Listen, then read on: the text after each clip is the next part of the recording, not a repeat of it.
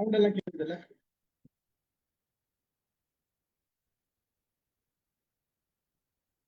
Okay, அனைவருக்கும் மாலை வணக்கம். இன்றைக்கு ஒரு சைக்காலஜி சப்ஜெக்ட் பேசலாம் அப்படின்னு ஒரு ஐடியா. வியாழக்கிழமை ராமு சார் பேசுவாரு, கொஞ்சம் அவர் கேப் கேட்டாரு, அதனால சரி ஓகே நம்மளாச்சும் அப்பப்போ பேசுவோம் ஏதாச்சும் தோணுச்சு. காக்னேட்டிவ் பயஸ் அப்படின்னு ஒரு 10 பாயிண்ட்ஸ் இருக்குது. அந்த காக்னேட்டிவ் பயஸ் பத்தி ஒரு நாளைக்கு பேசணும் அப்படின்னு பிளான் பண்ணேன். சரி, அது மொத்தமா பேசுறதை விட நம்ம ஒவ்வொரு நாளைக்கு ஒவ்வொரு முறையும் ஒவ்வொரு பாயிண்ட் எடுத்துட்டு அதை கொஞ்சம் டீட்டெயிலா டிஸ்கஸ் பண்ணலாமே அப்படின்னு தோணுச்சு. அதனாலதான் ஒரு பாயிண்ட் மட்டும் தான் இன்னைக்கு போட்டிருக்கேன். இது எப்படி பண்ண போறோம்னா, இந்த இந்த சப்ஜெக்ட் என்ன சொல்லுது, இந்த கோட்பாடு என்ன சொல்லுது அப்படின்னு நான் ஒரு விளக்கம் கொடுத்துறேன். அதுல சில உதாரணங்கள்லாம் கொடுத்துறேன். அந்த உதாரணத்தை பேஸ் பண்ணி நமக்கு ஒவ்வொருத்தருக்கும் அந்த அனுபவம் இருக்கும். அது என்னன்றதை நீங்க சொல்லுங்க. அப்போ அந்த நமக்குள்ள நம்ம பார்க்கறதுக்கு வசதியா இருக்கும், அதை சுத்தி பார்க்கறதுக்கு வசதியா இருக்கும். அதுக்காக தான் இந்த செஷன் இன்னில இருந்து நான் பேச போற காக்னிட்டிவ் பயஸ் எல்லாமே அந்த மாதிரி தான் கொண்டு போக போறேன். Okay, right. காக்னிட்டிவ் டிசனன்ஸ் இது முதல் டாபிக் நம்ம பேசுறது. அதாவது அதுல போட்டுட்டு தமிழிலே போட்டேன், அறிவாற்றல் முரண்பாடு. இந்த டாபிக் அறிவாற்றல் முரண்பாடு. பேனர் பார்த்தவொடனே அவன் எல்லாருக்கும் எதனா தோணிருக்கு, என்ன நமக்குள்ள முரண்பாடு இருக்குது அப்படின்னு சொல்லிட்டு. அறிவாற்றல்ல முரண்பாடு என்ன இருக்குது, என்னெல்லாம் தோணுச்சு யாருக்கலாம்?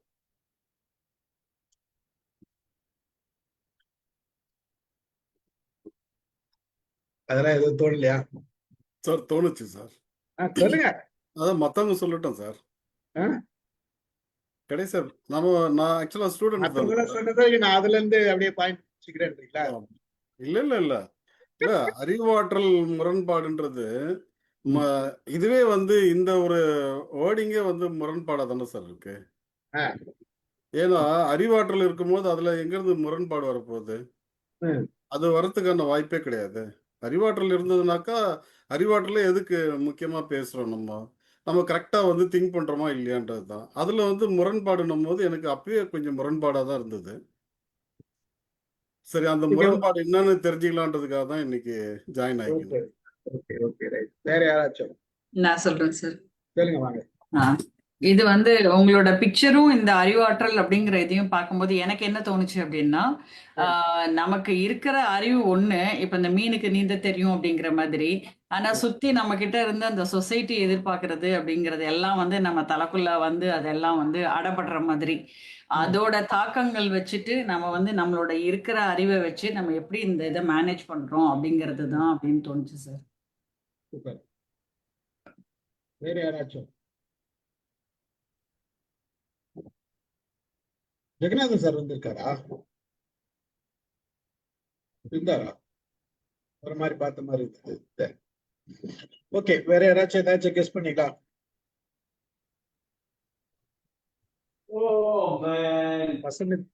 அதை வச்சுட்டு நிறைய சொல்லலாம். அறிவாற்றல் நிறைந்த இடத்துல நிறைய முரண்பாடுகள் வர்றது ரொம்ப இயற்கை. அது ஒண்ணு. அதாவது ஒரு 1000 படிக்காதவங்களை வச்சுட்டு ஒண்ணும் பண்ணிடலாம், ஒரு 10 படிச்சவங்களை வச்சுட்டு கொண்டு போறது பெரிய விஷயம் தான். முரண்பாடுகள் நிறைய இருக்கும், இப்படியும் எடுத்துக்கலாம். நம்ம இண்டிவிஜுவலா கூட knowing too much also at times makes you uncomfortable sometimes. So இப்படி 2 வகையும் பார்க்கலாம். நீங்க சொல்லுங்க, நீங்க எந்த வகையில பார்த்தீங்கன்னு தெரிஞ்சுக்கிறேன்.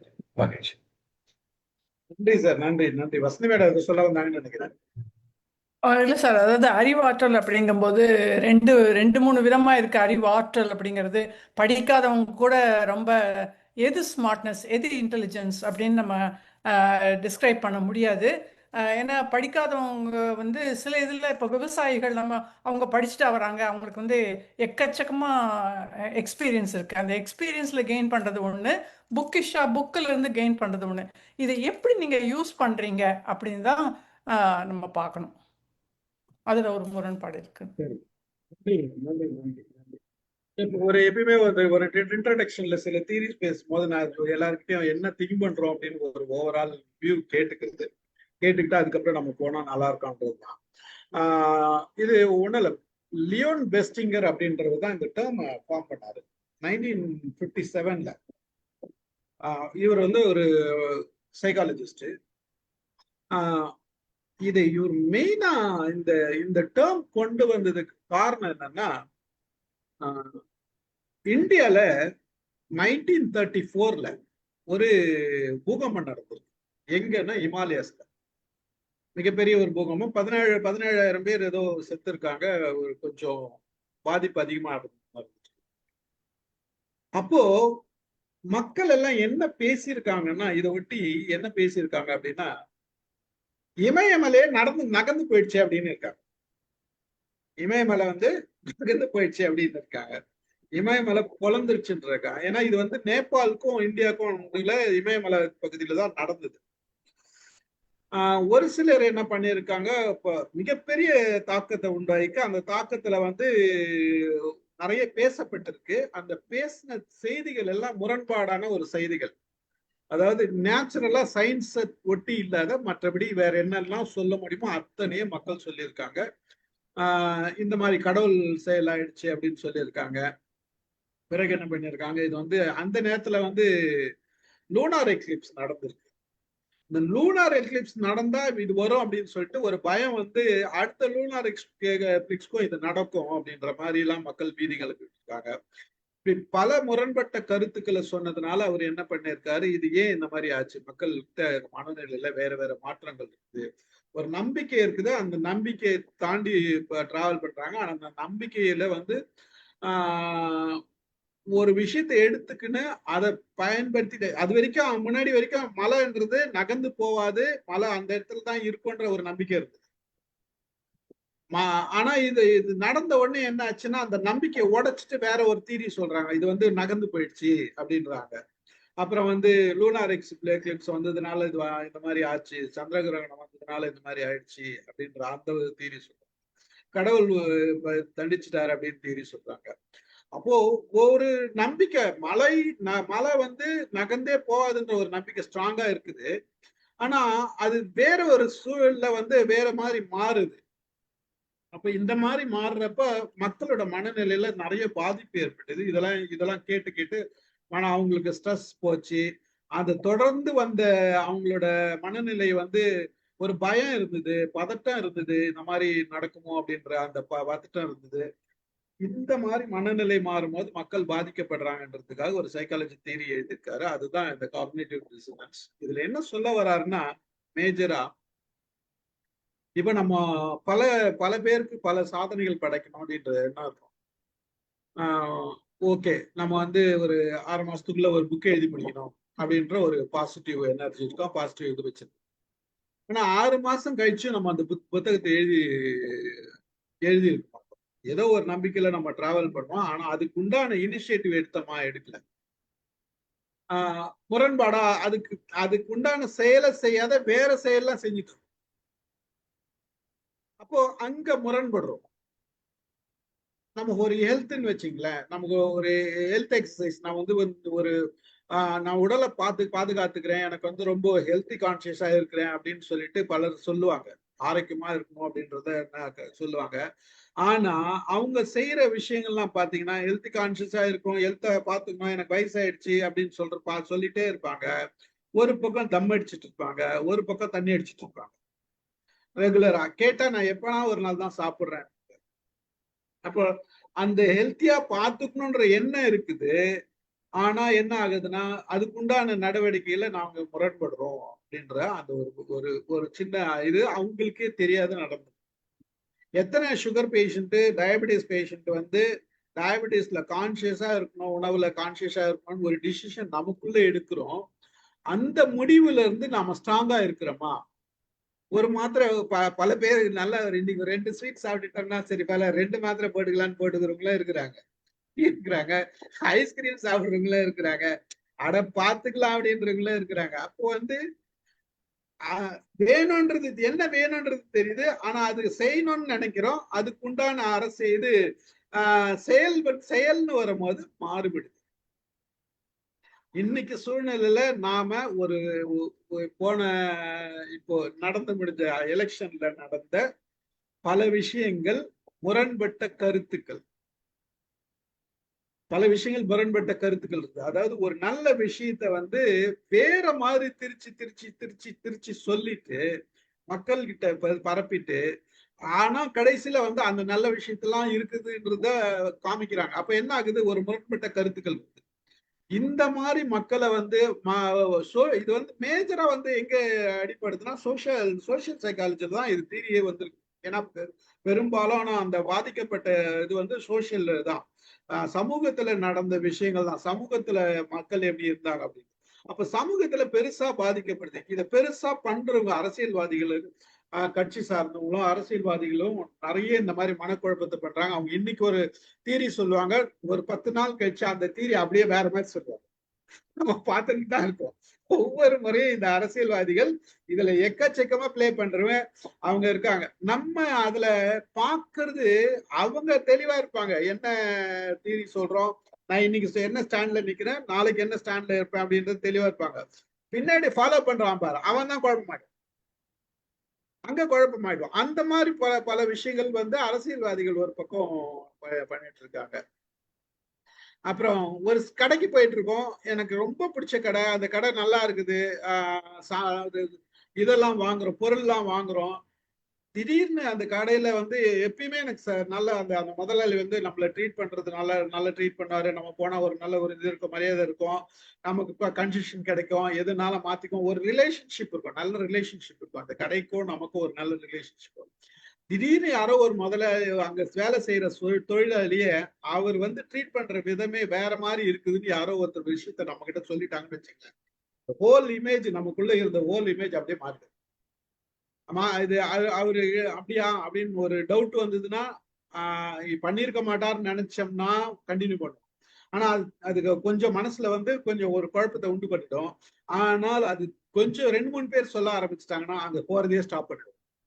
இப்ப அந்த மாதிரி ஒரு முரண்பட்ட கருத்துக்கள் நமக்கு நடக்குது. ஏதோ ஒண்ணு பிடிச்சது இருக்குது, அதை செய்யணும்னு நினைக்கிறோம், அந்த நேரத்துல அங்க முரண்பட்ட கருத்து வரும்போது மாறி போயிடும்.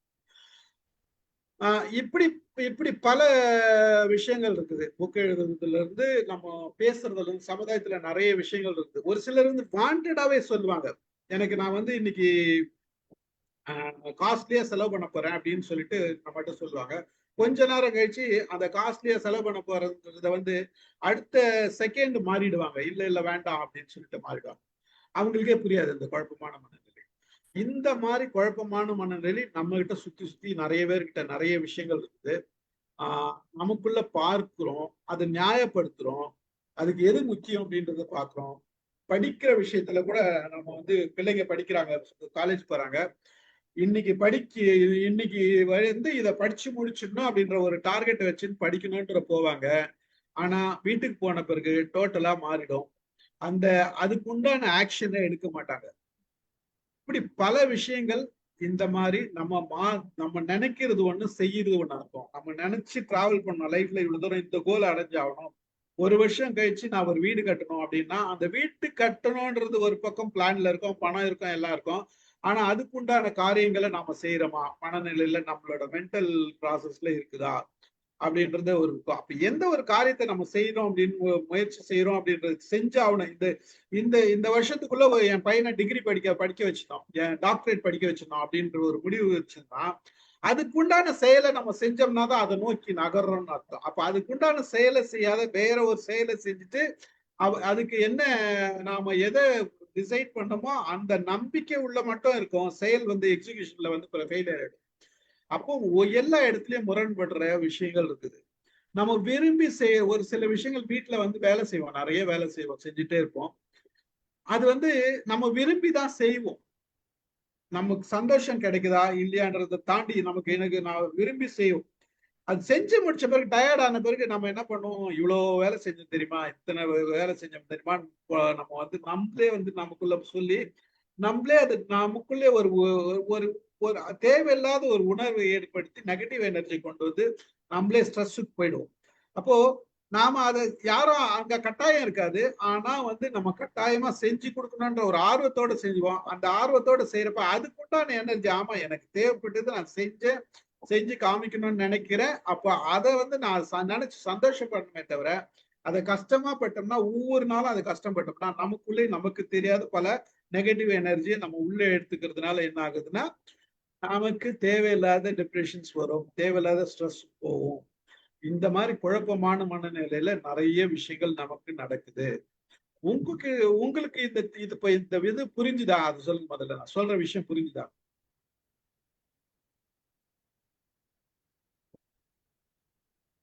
ஒரு 5-6 உதாரணம் கொடுத்திருக்கேன் நான். அம்தா மேடம் சொல்லுங்க, என்ன புரிஞ்சுது?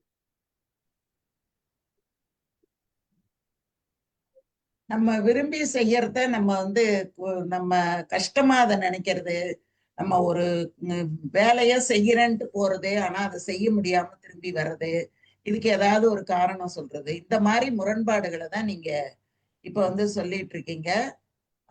அதுதான் அததான் நான் புரிஞ்சுக்கிட்டேன். அதுல இன்னொன்னு என்னன்னா, யாருமே வற்புறுத்தாம நாமளே நம்ம வேலையை பண்ணிவிட்டு அப்புறம் நம்மளே கஷ்டப்படுதுன்னு சொல்றது எந்த விதத்துல நியாயம் அப்படின்னு தெரியல. முடிஞ்சா செய்யணும், முடியலன்னா சும்மா இருக்கணும். அப்புறம் அதையும் பண்ணிட்டு இதையும் பண்ணிக்கணும் அப்படிங்கும் போது அந்த மாதிரி கஷ்டங்களை நாம தான் வரவழைச்சுக்கிறோமே தவிர கஷ்டங்கள் தானா ஒன்றும் வர்றது கிடையாது. நம்ம தான் அதை கூப்பிட்டு கூப்பிட்டு வச்சுக்கிறோம். அப்படிங்கிறது தான் அந்த முரண்பாடுகளோட ஒரு இருப்பிடமா நான் நினைக்கிறேன் சார். சார் இதுல ஒரு பள்ளி மாணவர் இருக்காருன்னு வச்சுங்க, அவர் நல்ல மாணவர் பேர் எடுத்துட்டாரு. ஆனா திடீர்னு பார்த்தா எப்பயுமே காப்பி அடிக்க மாட்டான், கொள்ள மாட்டான். என்னைக்குன்னா ஒரு நாளைக்கு காப்பி அடிச்சிடணும்னு தோணுது. அப்படி அப்ப எக்ஸாம்ல போயிட்டு பரீட்சை எழுதும் போது காப்பி அடிச்சிடணும்னு தோணுது. அப்ப அங்க முரண்படுறாரு இல்லையா? அது அந்த ஒரு கன்ஃபியூஸ்டு ஸ்டேட்டுக்கு வந்துடுறாரு. இப்போ நம்ம சமூக ஊடகங்கள்ல நாம எப்பயுமே ஒரு நல்ல விஷயங்களை மட்டும்தான் எழுதுவோம்னு வச்சுட்டு இருக்கோம். இதுதான் என்னோட பாலிசின்னு வச்சிருக்கோம். திடீர்னு பார்த்தா நம்ம பாலிசிக்கு அகெயின்ஸ்டா எழுதும். அப்ப முரண்படுறோம் நம்ம. சார் இப்போ நடந்த நீங்க சொன்ன விஷயத்துல ஒண்ணு இப்போ தெளிவா புரிஞ்சுது. இப்போ பேத்தி சொன்னா, பேரன் சொன்னான்னு சொல்லிட்டெல்லாம் அப்போ இது இங்க பாத்தீங்கன்னா அறிவாற்றல் முரண்பாடு தானே அது. போய் ஓட்டு போட்டோன்றது இப்போ பேத்தி சொன்னா, பேரன் சொன்னான்னு சொல்லிட்டு இப்போ எல்லாம் ஓட்டு போட்டாங்க இல்லைங்களா? அப்போ அது பாத்தீங்கன்னா முழுக்க முழுக்க அறிவாற்றல் முரண்பாடு தான் அது. உண்மைதான். ஏன்னா அவங்க எல்லாருமே போட்டவங்க யாரும் அறிவு இல்லாதவங்க கிடையாது. ஆமா, எல்லாருமே அறிவோட சிந்திக்கக்கூடியவங்க ஆமா, தான். ஆமா, அப்படி ஆமா. இருந்தும் அப்போ இந்த அறிவாற்றலை கரெக்ட் பண்றதுக்கு என்னதான் வழி? இப்ப இப்ப கரெக்ட் பண்றதுக்குன்னு இல்ல, நமக்குன்னு யோசிக்கணும். நம்ம செய்யற செயல் என்ன? இப்ப நீங்க சொல்ற செயலே எல்லார் வீட்லயும் போட்டாங்களான்னா இல்ல. ஏன்னா அவங்கவுங்களுக்குன்னு சுயமா யோசிக்கிற தன்மை இருக்கு. அப்ப நான் இது அவங்களுக்காக செய்யறேன்னா இல்ல உண்மையாவே எதுக்காக செய்யறேன் அப்படின்ற அந்த உணர்வு இருக்கு இல்லையா நமக்கு? அப்ப எனக்கு நான் ஒரு முடிவு எடுக்கிறேன்னா அந்த முடிவு என்னை சார்ந்ததா இருக்கு. நான் எனக்கு தேவை, அவங்க சொல்றதெல்லாம் அடுத்தது எனக்கு சரியான்னு படணும். நான் செய்யற ஒரு காரியம் நான் எடுத்த முடிவுக்கு சரியா அப்படின்ற ஒரு உள்ளுணர்வு நமக்கு சரின்னு பட்டதுன்னா நம்ம அதை செய்யலாம். நம்ம அதை செய்யல, நான் இன்னொருத்தரோட சஜஷனுக்காக எனக்கு சரியோ இல்லையோ அப்படின்னு தெரியாது. எனக்கு இது சரியா இல்ல தெரியாது. ஆனா என் பையன் கேட்டான், பேரன் கேட்டான்றதுக்காக நான் செய்யறேன். அப்போ நான் என்னோட முடிவுல நான் சரியா இல்ல, யாரோ ஒருத்தர் முடிவுல தான் நான் ஆக்ஷன் எடுக்கிறேன். அப்ப உங்களோட அறிவுல நீங்க தெளிவா இல்ல, அப்ப முரண்படுறீங்க. இல்ல இப்போ அந்த இடத்துல அறிவாற்றல் முரண்படுறதுக்கு அதுக்கான வேல்யூ எனக்கு தெரியாததுனாலயா, இல்ல வேல்யூ தெரிஞ்சும் அதாவது நம்மளோட டிசிஷன் மேக்கிங்ல நாம வீக்கா இருக்கிறோம். நம்ம டிசிஷன் மேக்கிங் சரியில்லை. உங்களோட முடிவெடுக்கும் திறன்ல நீங்க சரியில்லை. நீங்க உங்களுக்காக முடிவு எடுக்கல. நீங்க எடுக்கிற முடிவு சரியா தவறான்னு கூட யோசிக்கல. அப்ப நீங்க சரியா தவறான்னு யோசிக்கல, வேற ஒருத்தருக்காக முடிவு எடுக்கும் போது அது உங்க முடிவு கிடையாது. உங்க முடிவு கிடையாதுன்றப்ப உங்க அறிவை வச்சு நீங்க போடலாம், அந்த செயலை செய்யல. அப்ப உங்களோட அறிவுக்கு நீங்க முரண்படுறீங்க. சரி, அப்போ அந்த மாதிரி முரண்படுற சமுதாயத்துக்கு நம்ம என்ன சொல்ல போறோம் சார்? எப்படி? இல்ல இப்போ இந்த மாதிரி அறிவு சார்ந்து முரண்படுற சமுதாயத்துக்கு நம்ம என்ன சொல்ல போறோம்னு கேக்குறேன். அதுதான் ஒவ்வொரு தனி மனித. இப்ப நான் முடிவெடுக்கிற திறன் நான் என்ன இப்ப எப்படி தெரியும்னா, நான் எடுத்த முடிவு சரியான்றது பின்னாடி தெரியும் போது, அப்போ நான் எடுத்த முடிவு சரியா இல்ல நான் யோசித்து செஞ்சனா இல்ல நான் வேற ஒருத்தருக்காக செஞ்சனா அப்படின்றத திங்க் பண்ணாங்கன்னா அவங்க அதை சரி பண்ணிக்குவாங்க. திங்க் பண்றது கூட திறன் இல்லைன்னா அவங்க சரி பண்ணிக்குவாங்க. அப்ப அவங்களுக்குள்ளதான் அவங்க ப்ராசஸ் பண்ணணும். அந்த செயல் சுய உணர்வு வேணும். இல்லைன்னா வேற யாராச்சும் ஒருத்தர் சொல்லணும். அவங்க போய் கேட்கலாம் இல்ல சொல்லலாம். நீங்க எடுத்த முடிவு சரி இல்ல நீங்க எடுத்த முடிவு தவறு, எதனால சரி அப்படின்ற ஒரு விஷயம் சொல்லும் போது அதை அக்செப்ட் பண்ணிக்கிற அந்த மனநிலை ஒவ்வொருத்தருக்கும் இருக்கணும். இல்ல நான் அக்செப்ட் பண்ணிக்கல, எனக்கு இது நீங்க சொல்றது சரின்னு தெரியல, எனக்கு நான் நினைக்கிறதான் சரின்னா அதுக்கு உண்டான விளக்கம் கொடுத்தீங்கன்னா அவங்க பாட்டு கேட்டுவாங்க. உங்க பாட்டுல நீங்க சரின்னு எடுத்துக்கிறீங்க, அதனால அது பிரச்சனை இல்லைன்னு சொல்லிட்டு போயிடுவாங்க. அப்போ அவங்க சொல்றதுதான் சரியா இருந்ததுன்னா அப்ப நீங்க அக்செப்ட் பண்ணிக்கலாம்.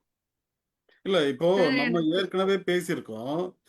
உங்களுடைய நியாயம் வந்து உங்களுக்கு நியாயமா இருக்கும். என்னுடைய நியாயம் வந்து எனக்கு நியாயமா இருக்கும்.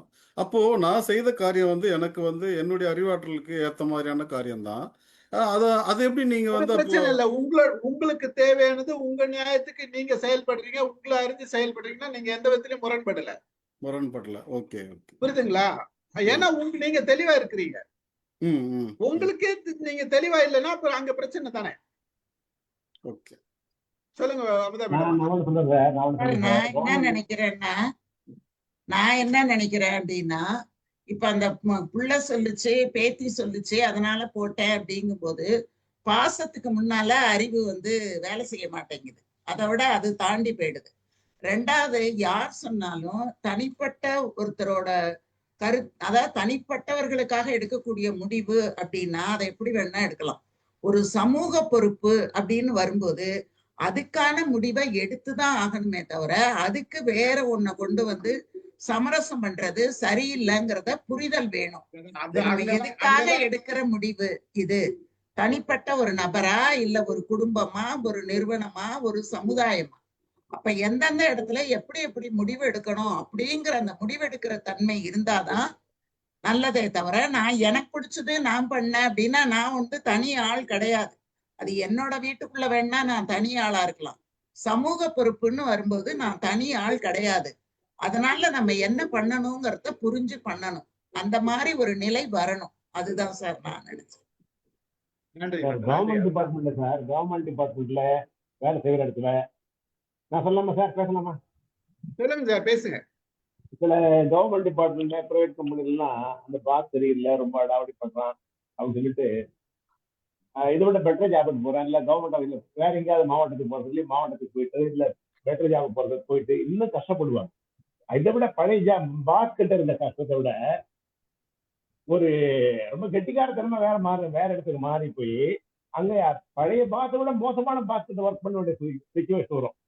அது கெட்டிக்காரன் நினைச்சிட்டு சமாளிப்பாங்க, பரவாயில்ல அவனோட இவன் பரவாயில்ல அப்படி சமாளிப்பாங்க. உண்மையிலேயே ரொம்ப கஷ்டப்படுவாங்க. இதே போல பிரைவேட் கம்பெனில எல்என்டில ஒர்க் பண்ணிருப்பாங்க, அவங்கள்ட்ட வேலை செய்ய வேற கம்பெனில போவாங்க, பார்த்துருக்கேன். அதை விட கொடுமையான வேலையா இருக்கும், ஊர்ல சுத்துற வேலையா இருக்கும். ஆனா அது அவங்க நியாயப்படுத்துவாங்க. அந்த டிரான்ஸ்பர் ஆகி வந்தது வேற ஜாப் போனது நியாயப்படுத்திட்டு கஷ்டப்பட்டு இருப்பாங்க. இது ஒரு அறிவாற்றல் முரண்பாடு நான் நினைக்கிறேன். நீங்க எப்படி சார்? ஆமே கரெக்ட். நீங்க ஓகே. இது கவர்மெண்ட் டிபார்ட்மெண்ட் உண்டு, சில பாஸ் பிடிக்கல சொல்லி போயிடுவாங்க. அதை விட மோசமான பாஸ் கிட்ட ஒர்க் பண்ணிட்டு அதை ஜஸ்டிஃபை பண்ணுவாங்க, அவனோட இவன் பரவாயில்ல, அவன் உண்மையிலே கஷ்டப்படுவாங்க. இதெல்லாம் பார்த்திருக்கேன். அது ஸ்பெசிபிக்கா ஒரு சிச்சுவேஷனுக்கு தகுந்த மாதிரி நம்ம அதை முடிவெடுக்கலாம் சார். அதாவது அங்க வந்து அதெல்லாம் வந்து அரசியல்வாதிக பண்ற மாதிரி தான் அந்த இது எல்லாமே வருது சொல்றது. வசந்தி மேடம் வாங்க. அது அறிவாற்றல் அப்படின்னு நீங்க இப்போ இவ்வளவு நேரம் பேசுனதுல இருந்து நான் எடுத்துக்கிட்டது என்னன்னா, ஸ்டெடி இன்டெலிஜென்ஸ். உங்களுக்கு என்ன இருக்கோ அது ஸ்டெடியா இருந்தீங்க அப்படின்னா அதுலேருந்து நீங்கள் டிவேட் ஆனாலும் அவ்வளவு மோசமாக ஒரு ரிசல்ட் வராது. இப்போ எனக்கு டயபெட்டிஸ் இருக்குது, என் முன்னால் கேக் வச்சாலும் சரி, ஐஸ்கிரீம் வச்சாலும் நான் தொடமாட்டேன். ஏன்னா அந்த ஒரு டிட்டர்மினேஷன், இது வந்து நீ என்ன வேணால் வச்சுக்க, நான் தொடமாட்டேன். அது மாதிரி எத்தனையோ சுச்சுவேஷன் வரும். நான் வெஜிடேரியன் வச்சு தான் எங்கள் வேலையில் வந்து பார்ட்டி வைப்பாங்க. நான் அதை எடுத்துகிட்டு நீ சாப்பிடும்பாங்க, முடியவே முடியாது, நீ என்ன வேணால் சாப்பிட்டுக்க, நான் போய் எங்கேயா சாப்பிட்டுக்கிறேன் அப்படின்னு போயிடுவேன் நான். ஸோ இந்த டிட்டர்மினேஷன் வந்து இது சின்ன லெவலில் வச்சுங்களேன்.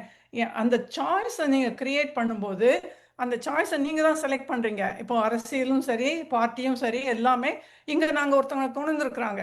எப்படி கொண்டு வந்தாங்க அதில் விளைவுகள் இப்போ தான் தெரியுது. ஐயோ நம்ம வந்து யாருக்கோ போட்டுட்டோமே அப்படின்னு சொல்லிட்டு தெரியுது. ஸோ இந்த விளைவுகள் வந்து எல்லாருக்குமே பாதகமாக இருக்கும்போது அது வந்து சில சமயம் வந்து ஒன்றுமே பண்ண முடியாது உங்களால். நீங்க நீங்க வந்து அதை அக்செப்ட் பண்ணிக்கிட்டு தான் ஆகணும்.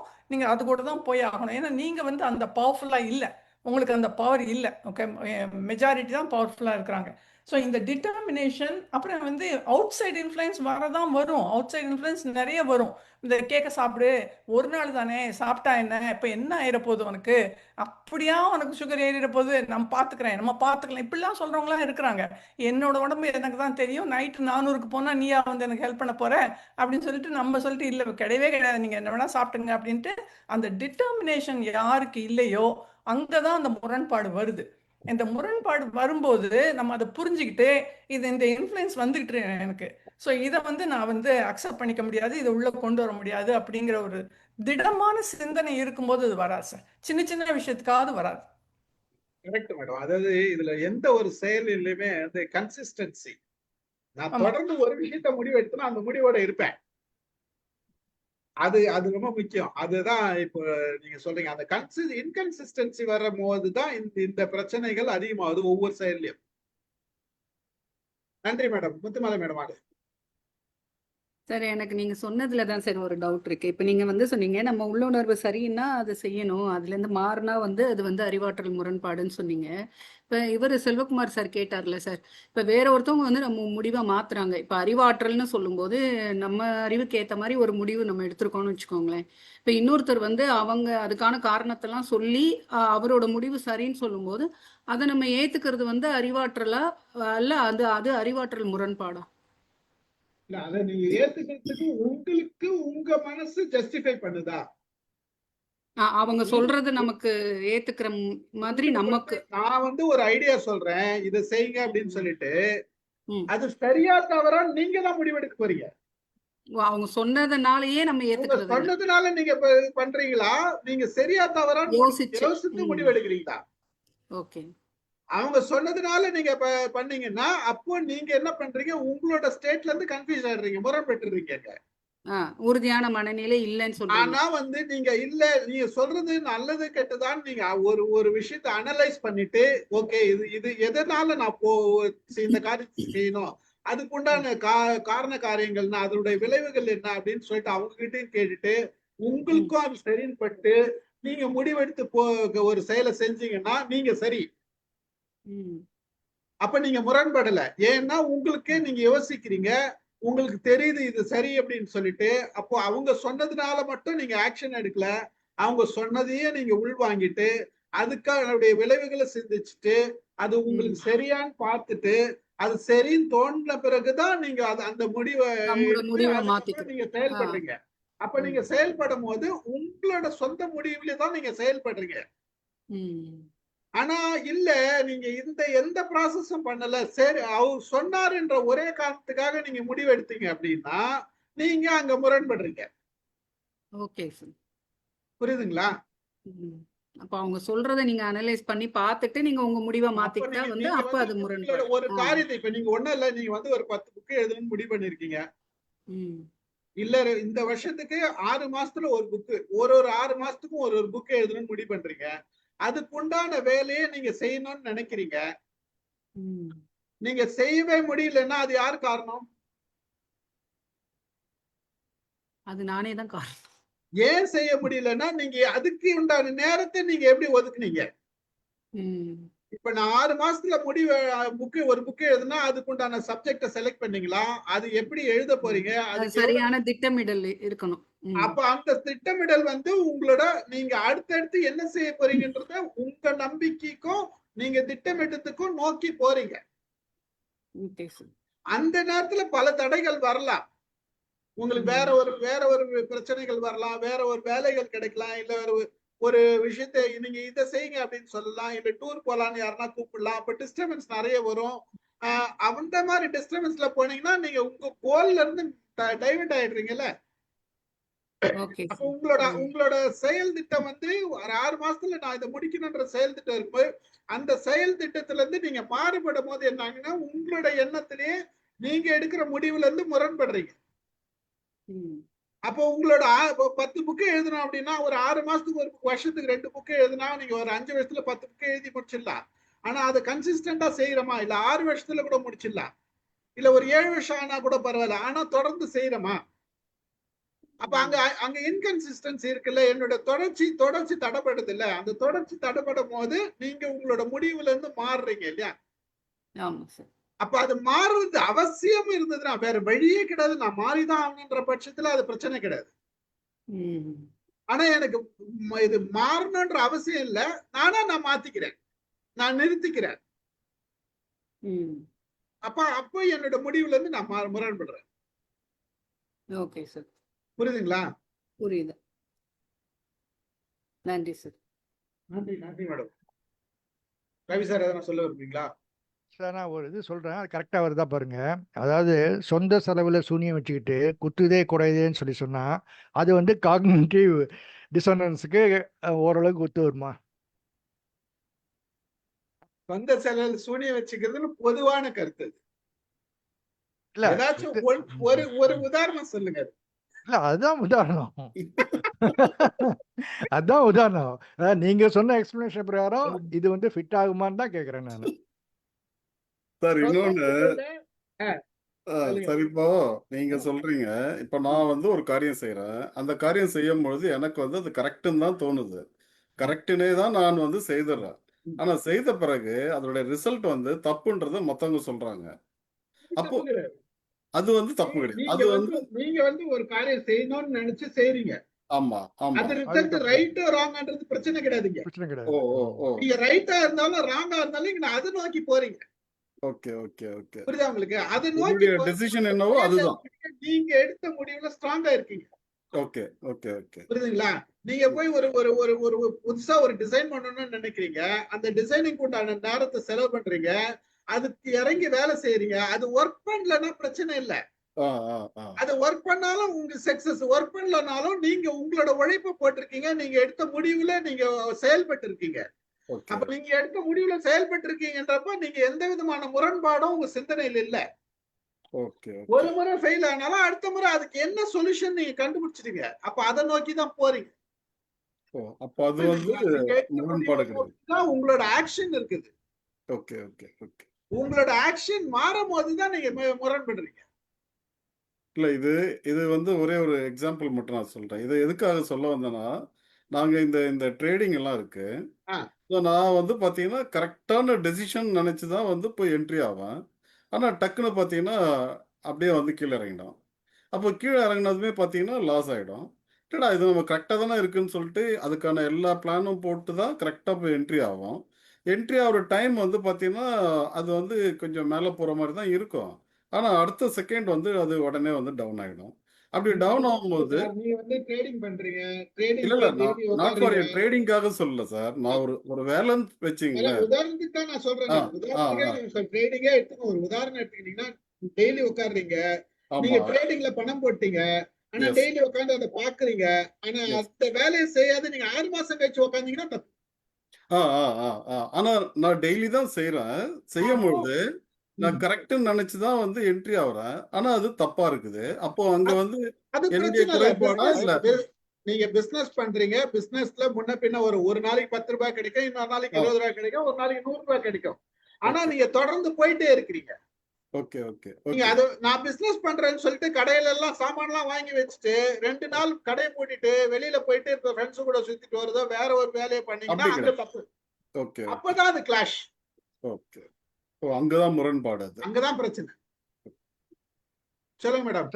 சார் நான் சொன்னது சொல்லுங்க சார், அதுக்குள்ள செல்வகுமார் உள்ள புண்டாரு. சார் நீங்க சூனியம் எல்லாம் பேசுனீங்கன்னா எப்படி சார் சொல்றது? இல்ல சொந்த செலவுல சூனியம் வச்சுக்கிறது என்ன சார், அது தெரிஞ்சுதானே வச்சுக்கிறாங்க சார். அது எப்படின்னா ரவி சார் கேக்குறது, இப்ப வந்து நீங்க முத்துமாலைக்கு சொன்னீங்கல்ல, ஒரு வருஷத்துக்குள்ள இத்தனை புக்கு எழுதி முடிக்கிறேன்னு சொல்லிட்டு, எனத்துக்கு நீயா சொல்லிக்கிற, அப்புறம் ஏன் முடிக்க முடியலன்னு உட்கார்ந்து இருக்க, அததான் வந்து சொந்த செலவுல தெரியுது எனக்கு. அதுதான் அது சொல்லுவேன். அதாவது ஒரு 10 புக்கு எழுதணுன்ற அவசியம் இல்ல சார், ஒரு உதாரணத்துக்கு தான் சொன்னேன் நான். புரியுதுங்களா? இப்ப நீங்க ஸ்கூல்ல இருக்கீங்க, நீங்க ஒரு 10 மாணவரை தேர்த்தணும், ஒரு நல்ல ஒரு பிரில்லியண்டா கொண்டு வரணும், ஸ்போர்ட்ஸ்ல கொண்டு வரணும் முடிவு பண்ணீங்கன்னா அதுக்கு உண்டான நீங்க செயலை தொடர்ந்து செய்றீங்களா? புரியுதுங்களா? ஒரு ஒரு ஒரு ஒரு ஒரு டார்கெட் வச்சுக்கிறீங்க, ஒரு ஸ்போர்ட்ஸ்ல இந்த பசங்க இருக்காங்க, இந்த பசங்க இவ்வளவு பேர் 100 பேர் விளையாடுறாங்க, இதுல இருந்து ஒரு 10 பேரை எடுத்துட்டு வந்து நான் ஒரு டாப் பிளேயரா வரணும்னா அந்த 10 பேருக்கு உண்டான ஆக்ஷனை நீங்க கொண்டு வரதுக்கு உண்டான ஆக்ஷன் நீங்க எடுக்கிறீங்களா? அதுக்குண்டான முயற்சி என்ன பண்ணீங்க? அப்ப அதுக்குண்டான முயற்சி நீங்க தொடர்ந்து செஞ்சுட்டே இருந்தீங்கன்னா அந்த ரிசல்ட் வரும். நீங்க அதெல்லாம் திட்டமிட்டுட்டு நான் போர்ட்ல எல்லாம் போட்டு அனௌன்ஸ் பண்ணிட்டு நான் வந்து 10 மாணவரை வந்து ஒரு நல்ல சிறந்த விளையாட்டு வீரரா கொண்டு வர போறேன் 1 வருஷத்துல 2 வருஷத்துல அப்படின்னு சொல்லிட்டு நீங்க எதுவுமே பண்ணல, வேற ஒரு காரியம் பண்ணிட்டு இருக்கீங்க. ஃபுட்பாலுக்கு பதிலா ஃபுட்பால்ல கொண்டு வரணும்னு சொல்லிட்டு கிரிக்கெட்டுக்கு ஒருத்தனை பிளான் பண்றீங்கன்னா அப்ப அங்க உங்களோட கருத்தை மாறுது இல்ல. அப்ப அந்த வேறு செயலை செய்யும் போது நீங்க உங்களோட அறிவாற்றலை ஒரு இடத்துல செலுத்தணும்னு பண்ணிட்டு வேற ஒரு இது செய்யும் போது முரண்படுறீங்க நீங்க. ஓகே. புரியுங்களா? அப்ப முரண்படும் போது என்ன ஆகுதுன்னா நீங்க எதை நோக்கி போனீங்களோ அங்க போல. சொல்லுங்க மேடம். சார் நான் செல்வகுமார் சார் சொன்னதுக்காக சொல்ல வரேன். அவர் வந்து இந்த மாதிரி ட்ரேட் பண்ணும்போது அப்படி வருது அப்படின்னா அதுக்கு முன்னால பின்னால அது எப்படி இது வரைக்கும் வந்திருக்குங்கிறதுல சரியான ஒரு பார்வையோட எந்த பொருள் எப்படி போயிருக்குது, நாம எதை வாங்கணும், ஒரு 6 மாசத்துக்கு முன்னால இருந்து அது எந்த நிலையில இருக்குங்கிறத நம்ம பார்த்துட்டு வாங்க ஆரம்பிக்கும் போது ரொம்ப லாஸ் வராது சார். ஏன்னா அதை பற்றிய நமக்கு நல்ல அந்த புள்ளி விவரங்கள் நமக்கு தெரியும் போது அதுல ரொம்ப லாஸ் வந்துடாது. ஆனா அதை தெரியாம நம்ம அது உள்ளார போய் இது கொஞ்சம் இறங்குன மாதிரி இருக்க டக்குன்னு வாங்குவோங்கும் போது அது வந்து வேற மாதிரி மாறி போயிடும். அதனால இதுக்கு முக்கியமானது நமக்கு என்னன்னா நிறைய புள்ளி விவரங்கள். அவரு அந்த விஷயத்துல எக்ஸ்பர்ட் மேடம். அவரு நமக்கு சொல்லி கொடுப்பாரு. அதுல பயங்கரமான எக்ஸ்பர்ட். அவருக்கு தெரியும். அவர் சொல்றது வந்து அவங்க சொல்றது விஷயம் வந்து வேற சார். அதாவது நான் ட்ரேடிங் சொல்றது வந்து இந்த ஆப்ஷன் ட்ரேடிங் இருக்கு. அது வந்து நெக்ஸ்ட் என்ன நடக்கும்னு யாருக்குமே தெரியாது. இது இந்த மாதிரியான ஸ்டாக்ஸ் எல்லாம் பார்த்தீங்கன்னா அது வந்து நம்ம அதனுடைய பேக்கப் தெரியும், அதனுடைய டெக்னிக்கலு ஃபண்டமெண்டல் எல்லாமே அனலைஸ் பண்ணிக்கலாம். பட் ஆனால் இந்த மாதிரி ஆப்ஷன், ஏன்னா இப்போ நீங்கள் இந்த அறிவாற்றல் முரண்பாடுன்னு சொன்னதுனால, ஏன்னா எனக்கு நிறைய நேரங்கள் அந்த மாதிரி டிசப்பாயிண்டட் ஆகுது. அதனாலதான் எனக்கு ஏதாவது அறிவாற்றல் முரண்பாடு இருக்கா? செயல்படுறதுல எந்த வித பிரச்சனையும் இல்லை. நீங்க அது செயல்படாத இருந்தாதான் அங்க போகாத, அந்த இடத்துக்கு போகாத இருந்தா பணம் போட்டீங்க, நீங்க 2 நாள் 3 நாள் ட்ரேடிங்க போல அப்படின்னா அப்ப நீங்க முரண்படுறீங்க. சரி, இப்போ ஸ்டீஃபன் சார் சொல்றத வச்சு பார்த்தா ஷார்ட்டா என்ன தெரியுது அப்படின்னா, ஒரு செயலை வந்து நீ செய்யறேன்னு நினைச்சீங்கன்னா அதை செஞ்சிருங்க. அது தோல்வியில வருதா வெற்றியில வருதாங்கிறத பத்தி அது வேற டிபார்ட்மெண்ட். இப்ப வந்து நம்ம பேசுற டிபார்ட்மெண்ட் நீ சொன்னதை செய்யறியா, அது மட்டும்தான் சார் பேசுறாரு. நோக்கி நம்ம போறோமா, ஒரு விஷயத்த முடிவு பண்ணிட்டு அதை நோக்கி போறோமா, அது போகாத வேற எதுவும் செய்யறோமா அப்படின்றதுதான். அப்போ நீங்க ரவி சாருக்கு சொன்னீங்கல்ல, இந்த கிரிக்கெட்டும் சொன்னீங்க, ஃபுட்பாலும் சொன்னீங்கல்ல. இப்ப அவர் ஃபுட்பாலுன்னு சூஸ் பண்ணிருக்காரு. ஆனா அந்த ஃபுட்பால் போக போக பார்த்தா அது சரியா வரலன்னா நம்ம கிரிக்கெட்டுக்கு மாறுறதுங்கிறது அது வேற டிபார்ட்மெண்ட். இப்ப நீங்க சொன்னது இது இல்ல. இல்ல. அதாவது அவர் வந்து இப்போ கிரிக்கெட்டுக்கு முயற்சி, இப்போ ஃபுட்பாலுக்கு முயற்சி பண்றாரு, ஃபுட்பால் சரியா வரல, அதுக்கப்புறம் கிரிக்கெட்டுக்கு முயற்சி பண்றாருன்னா அது வேற. புரியுதுங்களா? ஏன்னா அப்போ அது தொடர்ந்து ஏதோ ஒரு விஷயத்துல அவர் மாத்திக்கணுன்றாரு. அவர் செஞ்சு பார்த்துட்டு வரலன்ற பட்சத்துல மாத்துறாரு. செஞ்சே பார்க்காத நான் வந்து கிரிக்கெட்டுக்கு போயிடுறேன் அப்படின்னு போகும்போது அங்க முரண்பாடு. அதான் இந்த ஒரே பாயிண்ட் வந்து நீங்க செயல் திட்டம் போட்டதை அதை வந்து செயல்முறைப்படுத்துகிறாயா பண்ணல அப்படின்ற பட்சத்துல மனம் எந்த அளவுக்கு எல்லாம் பாதிப்பு வருதுன்றது ஒவ்வொருத்தரும் அனுபவிக்கும் போது சில விஷயங்கள் நம்மள ரொம்ப காயப்படுத்தும். நம்ம இதை செய்ய முடியலையே அப்படின்ற வருத்தப்படுறதுக்கோ, டிப்ரெஷன் போறதுக்கோ, நம்ம மேலே நம்ம கில்ட்டியா ஃபீல் பண்றதுக்கோ இந்த மாதிரி மனநிலை எல்லாம் மாறும் அப்படின்ற விஷயத்த சொல்றாரு. அடுத்தது கடைசியா சொல்றதுதான் வந்தேன். வாங்க நடராஜ் சார், எப்படி இருக்கீங்க? சௌக்கியமா இருக்கிறேன். நான் அதிகம் பேசல இந்த கருத்தை. என்னன்னா நான் இந்த சொல்ல அவ்வளவு பாவிச்ச கிடையாது.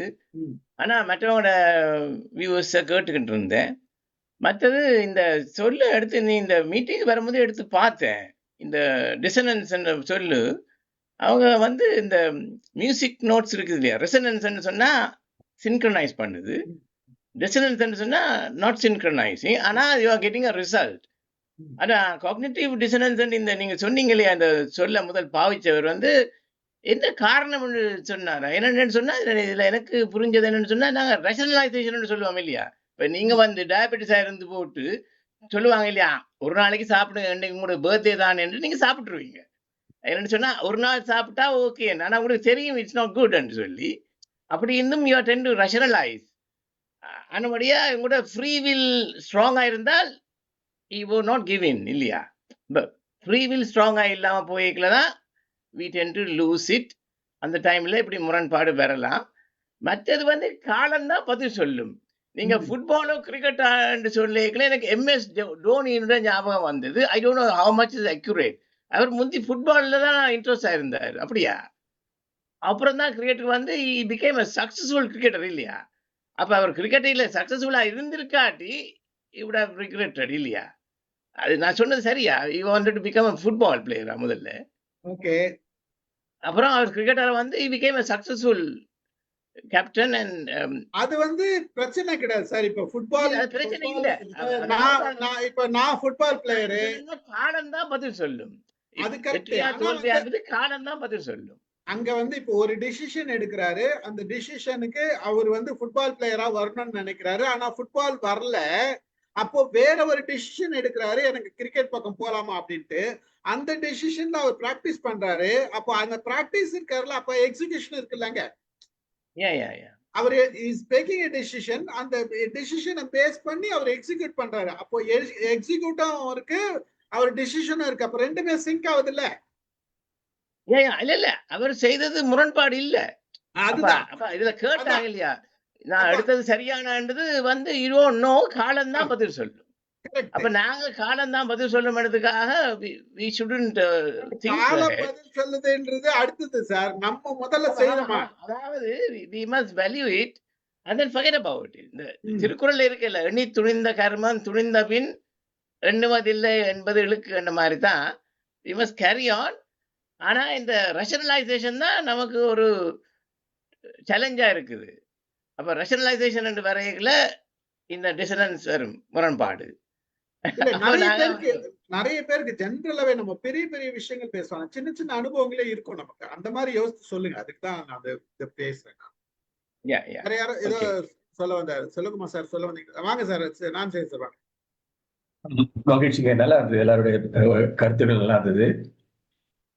இந்த அறிவாற்றல் முரண்பாடு அப்படின்றது வந்து ஒரு அழுத்தத்தினால்தான் இந்த முரண்பாடு வருது. என்னென்ன அழுத்தங்கள் அப்படின்னு பார்த்தோம்னா, ஆசை, பாசம், கோபம், சுயநலம், பேராசை, பயம், அதிகாரம், ஆணவம், சோம்பல், இது எல்லாமே இந்த அறிவாற்றல் முரண்பாடுக்கு காரணமாக அமையுது. உதாரணத்துக்கு பேத்தி சொல்லிச்சு, என் பேரை சொன்ன நான் வந்து ஓட்டு போட்டேன்னு ஒருத்தர் சொன்னான்னா அது வந்து நம்ம ஆசை பாசம் சொல்றோம் இல்லையா? அதே அவனுக்கே வந்து அந்த பேத்தியோ பேரனோ கையில கத்தி கொடுத்து, தாத்தா அவன் கழுத்து அறுத்துக்கோ, ரத்த வரத்தை நான் பார்க்கணும்னு சொல்லிச்சுன்னா அந்த குழந்தை, அப்ப அந்த பாசமும் இது எங்க போய் பயம்தானே வரும், கோபம் தானே வரும் அந்த குழந்தை பேர்ல, இல்லைங்களா? இப்போ நமக்கு என்ன போச்சு, நாடு தானே கெட்டா கெட்டு போய் போச்சு, குழந்தைக்காக போட்டு போறேன்னு போறான். இப்ப அவன் நாடு பெருசுன்னு நினைச்சான்னா அது குழந்தை சொன்னாலும் சரி, யாரும் சொன்னாலும் கேட்க போறதில்ல. ஸோ இப்ப இந்த குணங்கள்லாம் ஒவ்வொருத்தர் போட்டு பாருங்க. ஒரு அரசாங்க அலுவலர் கையூற்றுவாங்கன்னா அறிவார்ந்த ஆளா இருப்பார். அப்ப முரண் எங்க வருதோ, ஆசை. அப்போ ஆசை வரும்போது கையை நீட்டிடுறார். அதே மாதிரி இப்போ பாத்தீங்கன்னா ரோட்ல குப்பையை கொட்டக்கூடாதுன்னு எல்லாம் அறிவார்ந்த மக்கள் எல்லாருக்குமே தெரியும். ஆனா தான் மட்டும் கொட்டிட்டு வந்துடலான்னு போய் கொட்டுறது வந்து அங்க சுயநலம், இல்லைங்களா? அதே மாதிரி பேராசை நிறைய சொல்லலாம். பேராசைக்கு பயம், மேலதிகாரி சொல்றார் நான் நாணயமானவன், நேர்மையானவன், அறிவார்ந்தவன், இருந்தாலும் அந்த ஆள் சொல்றார் சீட்டை கிழிச்சிட்டு வாருன்னு பண்றது பயம். அதிகாரம், என்கிட்ட அதிகாரம் இருக்கு, நான் எது ஒண்ணா பண்ணலாம் அப்படின்னு நினைக்கிறது வந்து அங்க அந்த முரண், அறிவாற்றல் முரண் அங்க வருது. ஆணவம், இல்லைங்களா? நிறைய பாக்குறோம். நீ சைன் பண்ணலன்னா உனக்கு பணம் கொடுக்க மாட்டேன், கல்வி நிதி கொடுக்க மாட்டேன்னு சொல்றேன்னா அது ஆணவம் வந்தது இல்லையா? அவனுக்கு அறிவு இருக்குல்ல, இருந்தும் அந்த ஆணவம் இருக்கு இல்லையா, அங்க முரண்படுது. அங்க இந்த மாதிரி ஒவ்வொரு இடத்துங்கள்லயும் எது விதி மீறல்களோ அதுதான் மனத்துக்கண் மாசிலன் ஆதல் அப்படின்னு ஒரு குறளை வச்சாரு வள்ளுவன். யாரா என்ன தொழிலா மனத்துக்கண் மாசிலன் ஆதல் இருந்தால் அனைத்து அரண் ஆகுல நீர பெற அப்படின்றது அது ஒரு கருத்து. அதான் பாரதியாரும் மனதில் உறுதி வேண்டும் அப்படின்னு சொன்னார் பாரதியார். உங்க மனதுல உறுதியா இருந்து செய்யக்கூடிய வேலைகள்ல நான் சரியாதான் செய்வேன் அப்படின்னு இருந்தால் நிச்சயமா இந்த முரண்பாடுகள்லாம் கம்மியா இருக்கும். அதுக்குதான் மனவள பயிற்சியெல்லாம் நம்ம பண்ணிட்டு இருக்கோம். நிறைய பேர் பண்றீங்க, மூச்சு பயிற்சி, தியானம் இதெல்லாம் பண்ணும்போது மனதை ஒரு நிலைப்படுத்துறோம். எந்த பிரச்சனை வந்தாலும் அதை சால்வ் பண்ணிக்கலாம், பேலன்ஸ் பண்ணிக்கலாம்னு. அது இல்லைன்னும் போது உணர்ச்சி வசப்படும் போதோ பயப்படும் போது சொன்ன அத்தனை குவாலிட்டிஸ் சொன்ன பாருங்க, பயம், ஆசை, சுயநலம், பேராசை, அதிகாரம், ஆணவம் இதெல்லாம் வரும்போது, உதாரணத்துக்கு இப்போ பில்டிங் எல்லாம் கட்டி பிரிச்சு கொடுக்குறான் மக்கள் கிட்ட. அப்ப அவன் ஒரு பர்டிகுலர் ஜாதி இந்த ஜாதி தான் ஓணுன்னு ஒன்று வைக்கிறான் இல்லையா? அவன் அறிவில்லாதவனா அறிவுள்ளவன் தானே. அப்ப அங்க ஒரு வன்மம் இருக்கு. இல்ல யார் மனுஷன் யாரும் ஒண்ணும் பண்ண போறது இல்லை. இப்போ எல்லா அறிவாற்றல் உள்ள மக்களுக்கு இந்த மாதிரி சுயநலம் சார்ந்த மனசை விகல்பப்படுத்தக்கூடிய காரியங்கள்லாம் உள்ள வரும்போது அப்ப அந்த அறிவாற்றல் முரண்பாடு வருதுன்றது என்னுடைய எண்ணமா இருக்கு. நன்றி. நன்றி சார், நன்றி. நல்ல விளக்கம் கொடுத்தீங்க, அருமை. அதாவது நீங்க சொன்ன எல்லாமே பாத்தீங்கன்னா உணர்ச்சிகள், எமோஷன்ஸ் தான்.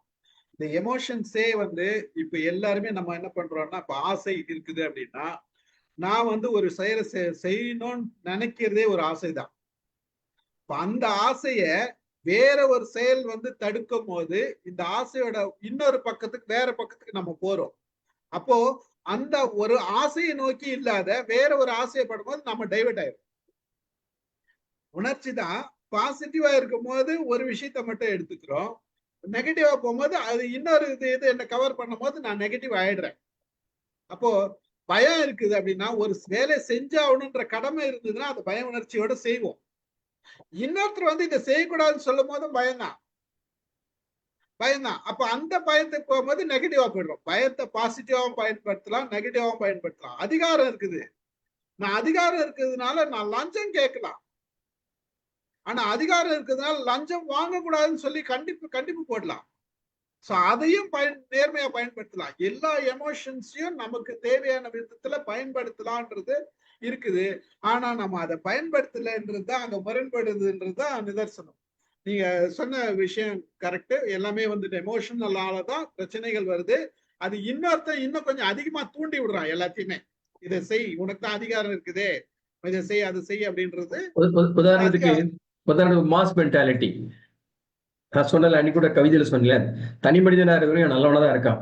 ஒரு கும்பல் சேர்ந்தானே அந்த கும்பலுடைய இதுக்கு போயிடுறான், அதனுடைய கண்ட்ரோலுக்கு போயிடுறான். ஒண்ணு இல்லைங்க, டிராபிக்ல நிக்கிறீங்க, ரெட் சிக்னல் இருக்கு, முன்னாடி 2 பேர் இருக்கிறான், பின்னாடி இருக்கிறான்.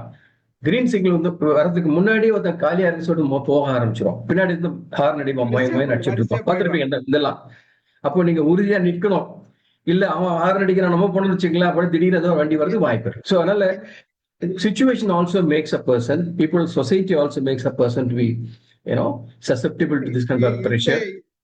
இந்த தியரி அவர் லியோன் பெஸ்டிங்கர் சொன்னது சோசியல் சைக்காலஜில தான் சொல்லியிருக்காரு. அதாவது மாஸ் சைக்காலஜி தான். அங்கு மக்கள் இது பெருசா மாஸ் சைக்காலஜில பயன்படுத்தும் போதுதான் பிரச்சனைகள் ஜாஸ்தி அவங்க வேற மாதிரி போயிடுறாங்க, வேற மாதிரி ஒரு டைவர்ஷன் கொடுத்துறாங்கன்றதுதான். இந்த ஒரு உதாரணம் சொன்ன பாருங்க, பேத்தி சொன்னா ஓட்டு போட்டவனுக்கு பேத்தி கையில கத்தி கொடுத்து கழுத்து அறுத்துக்கிட்டான்னு சொன்னா முடியும்னா அதே அறிவான ஆளு தானே. யோசிப்பல்ல, அது எவன் கழுத்து ஓட்டு தானே, எவனை போட்டு போறான், போ நமக்கு என்ன போச்சு. அந்த சுயநலம் கூட, அதாவது பொது நலம் இல்லாத ஒரு தற்கொலைத்தனம் தான் சொல்லாத. மகிழ்ச்சி. நன்றி சார். பேத்தி கத்தி இதெல்லாம் கொடுத்துக்க வேணாம் சார். பேத்தி நிறைய உப்பு போட்டு ஒரு சாதத்தை கொடுத்தது, எவ்வளவுன்னு சாப்பிடுவே நீ? உப்பு நிறைய கொட்டிடுச்சு, சாப்பிட்டுதான் அவனு சொல்லுது, எவ்வளவுன்னு சாப்பிடுவே நீ? சாப்பிட முடியாது. சாதாரண விஷயம். பரவாயில்ல சார், உப்பு வேண்டாம் சார். உதாரணம் நம்ம கிட்டே இருக்குது, உப்பே வேணான்னு சொல்றாங்க பாரு.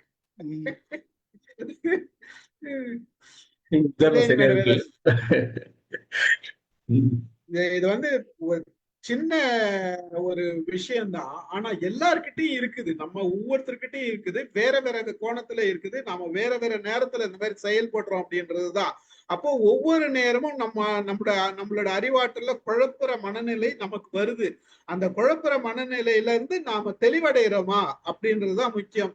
அப்ப அந்த தெளிவடைகிறதுக்கு நாம கன்சிஸ்டன்டா செயல்படுறோமா, அதை தொடர்ச்சியா செயல்படுறோமா, அந்த தொடர்ச்சியில எங்கேயாச்சும் நமக்கு தடை வரும்போதுதான் நம்ம மாறுறோம். அது எங்க தடை வர்றதுன்னு நாம ஒருத்தரை கண்டுபிடிச்சிட்டு அந்த தடையை மீறி பயன்படுத்தும் போது நாம சக்சஸ்ஃபுல்லா வரலாம். நல்ல ஒரு சூழல் இருக்கும். அதுல ரிசல்ட்டை பார்க்க முடியும்.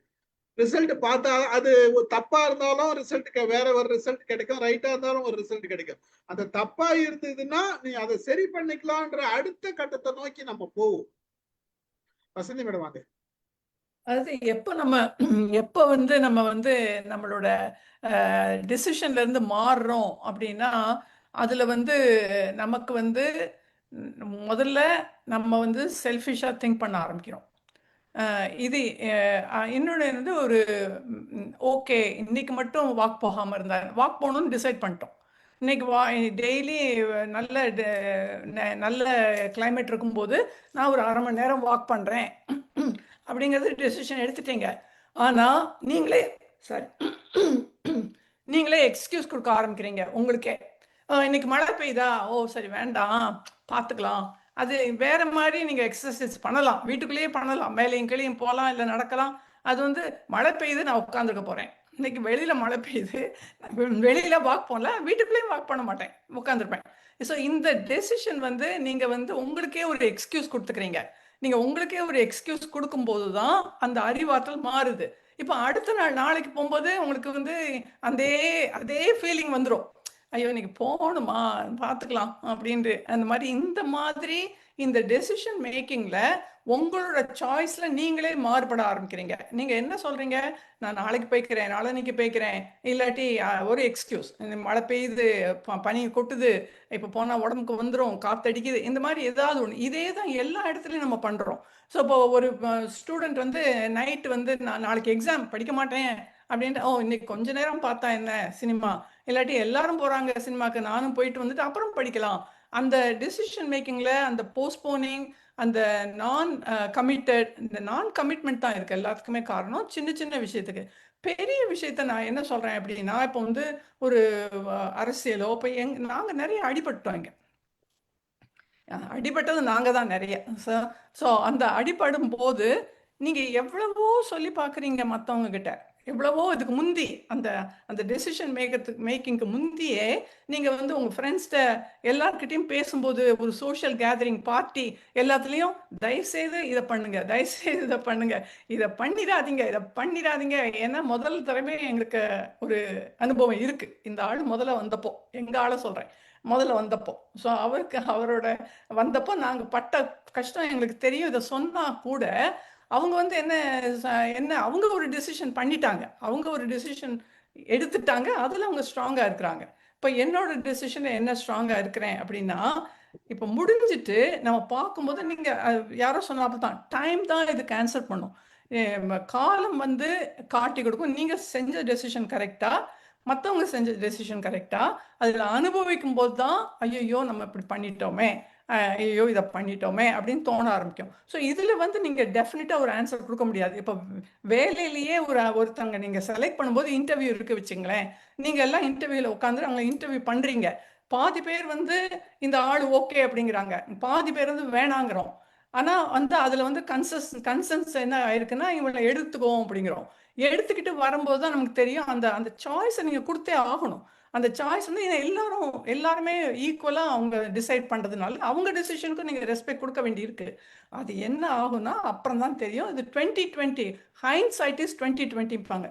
அங்கே ஒரு வார்த்தை சொல்லுவாங்க, ஹைண்ட்சைட், பின்னால் பார்க்கும்போது அது 2020 இருக்கும், ஃப்யூச்சரை பார்க்கும்போது 2400 இருக்கும், 2800 இருக்கும். ஸோ அதனால் அதை வந்து நீங்கள் வந்து ரொம்ப கோட் பண்ணி பேச முடியாது. ஏன்னா அது வந்து ஒரு கம்யூனிட்டியாகவும் ஒரு இதாகவும் அவங்க எடுத்துக்கிறதுனால அதை நம்ம எடுத்துகிட்டு போய் தான் அதை பார்க்கணும்.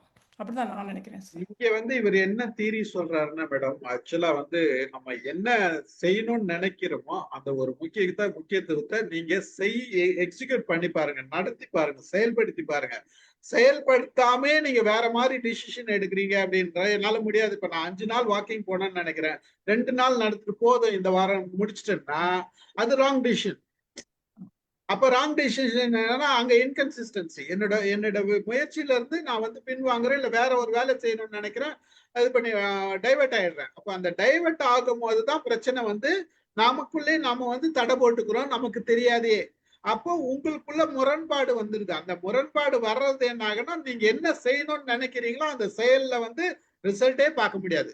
அது தோல்வின்னு தெரியாது, இல்ல வெற்றின்னு தெரியாது, நம்ம எவ்வளவு தூரம் போயிருக்கோம்னு தெரியாது, நம்ம அதை நோக்கி போனோமான்றதும் தெரியாது. அப்போ செயல் தான் முக்கியம். அந்த செயல் நீங்க முடிவெடுக்கிறத வந்து ஒரு முடிவு எடுத்தீங்கன்னா அதுக்கு உண்டான செயலை செஞ்சு பாருங்க. அது செய்யலைன்னா உங்களோட அதை மாத்துறதுக்கு வேற ஒரு முடிவு வேற ஒரு பிரச்சனை வருது, வேற ஏதோ ஒரு கவனம் வருது அப்படின்னா நீங்க அதை நோக்கி வேற ஒரு செயல் செய்யறீங்கன்னா அப்ப நீங்க திட்டமிட்டது சரியில்லை, நீங்க திட்டமிட்டது பிரயோஜனம் இல்லை, வேஸ்ட் ஆயிடுது அப்படின்றத அந்த தீரி தான் இங்க சொல்றாரு. பார்ப்போம். நடராஜர் வாங்க. Thank you sir. இந்த மனதில் உறுதி வேணும்னு சொன்னாங்க இல்லையா, அது ரொம்ப சரிதான். ஆனா இப்ப திருடுறவனும் மன உறுதியோட தான் நான் திருடுறான். அப்ப நான் யோசிச்சேன், இந்த விழிப்புணர்வுன்னு சொல்றாங்க இல்லையா, மெடிடேஷன் விழிப்புணர்வுன்னு சொல்லி. அப்ப எந்த விஷயத்திலையும் நாங்க விழிப்புணர்வோட இருந்தா இந்த காக்னிட்டிவ் டிசனன்ஸ் முரண்பாட கொஞ்சம் தவிர்க்கலாம் எனக்கு படுகிறது. ஏன்னா இப்ப ஒரு பிரச்சனை வந்துருச்சு. இப்ப பார்த்தாலும் விழிப்புணர்வு தியானம்னு சொல்லிக்கிட்டு இருக்கிறாங்க. ஆனா நீங்க எந்த காரியத்திலையும் நீங்க தியானம் முறையில விழிப்புணர்வோட இருந்தீங்கன்னா இந்த முரண்பாட்டுக்கு இடமே இருக்காது என்று எனக்கு படுகிறது. 2 விஷயத்துல முக்கியமா சார். ஒரு விஷயம் சார், புக் ரீடிங் பண்ணன்னு வச்சுங்க, அதோட தியானம் சிறந்த தியானம் கிடையாது. ஒரு செயலை நீங்க ஒரு போக்கஸ்டோட செஞ்சோம்னா அது வந்து அதுதான் தியானம், வேற ஒண்ணும் கிடையாது. நீங்க கண்ண மூடின்னு உட்கார்றது தியானம் கிடையாது. நாம ஒரு புக் படிக்கிறோம்னா அந்த புக்கை படிச்சப்ப அந்த புக்கை மட்டும் படிச்சு அதுல போக்கஸ் இருந்தா அந்த கேரக்டரோட பண்ணீங்கன்னா அதுதான் தியானம். இல்ல வேற ஏதாச்சும் ஒரு சைக்கிளை ஃபிட் பண்றீங்கன்னா அது தியானம். தியானமே தவிர மற்றபடி வேற. அப்ப அந்த போக்கஸ்ல செய்யறப்ப நீங்க சொல்ற மாதிரி அங்க கன்சிஸ்டன்சி வந்துட்டு. நானும் அப்படித்தான் எடுத்துக்கொள்றது. மகிழ்ச்சி மகிழ்ச்சி. நன்றி சார், நன்றி. மாலதேவமா. பிடிவாதமா இருக்கிறாங்களே, அப்ப அது அதுல சேர்ந்ததா? பிடிவாதம்.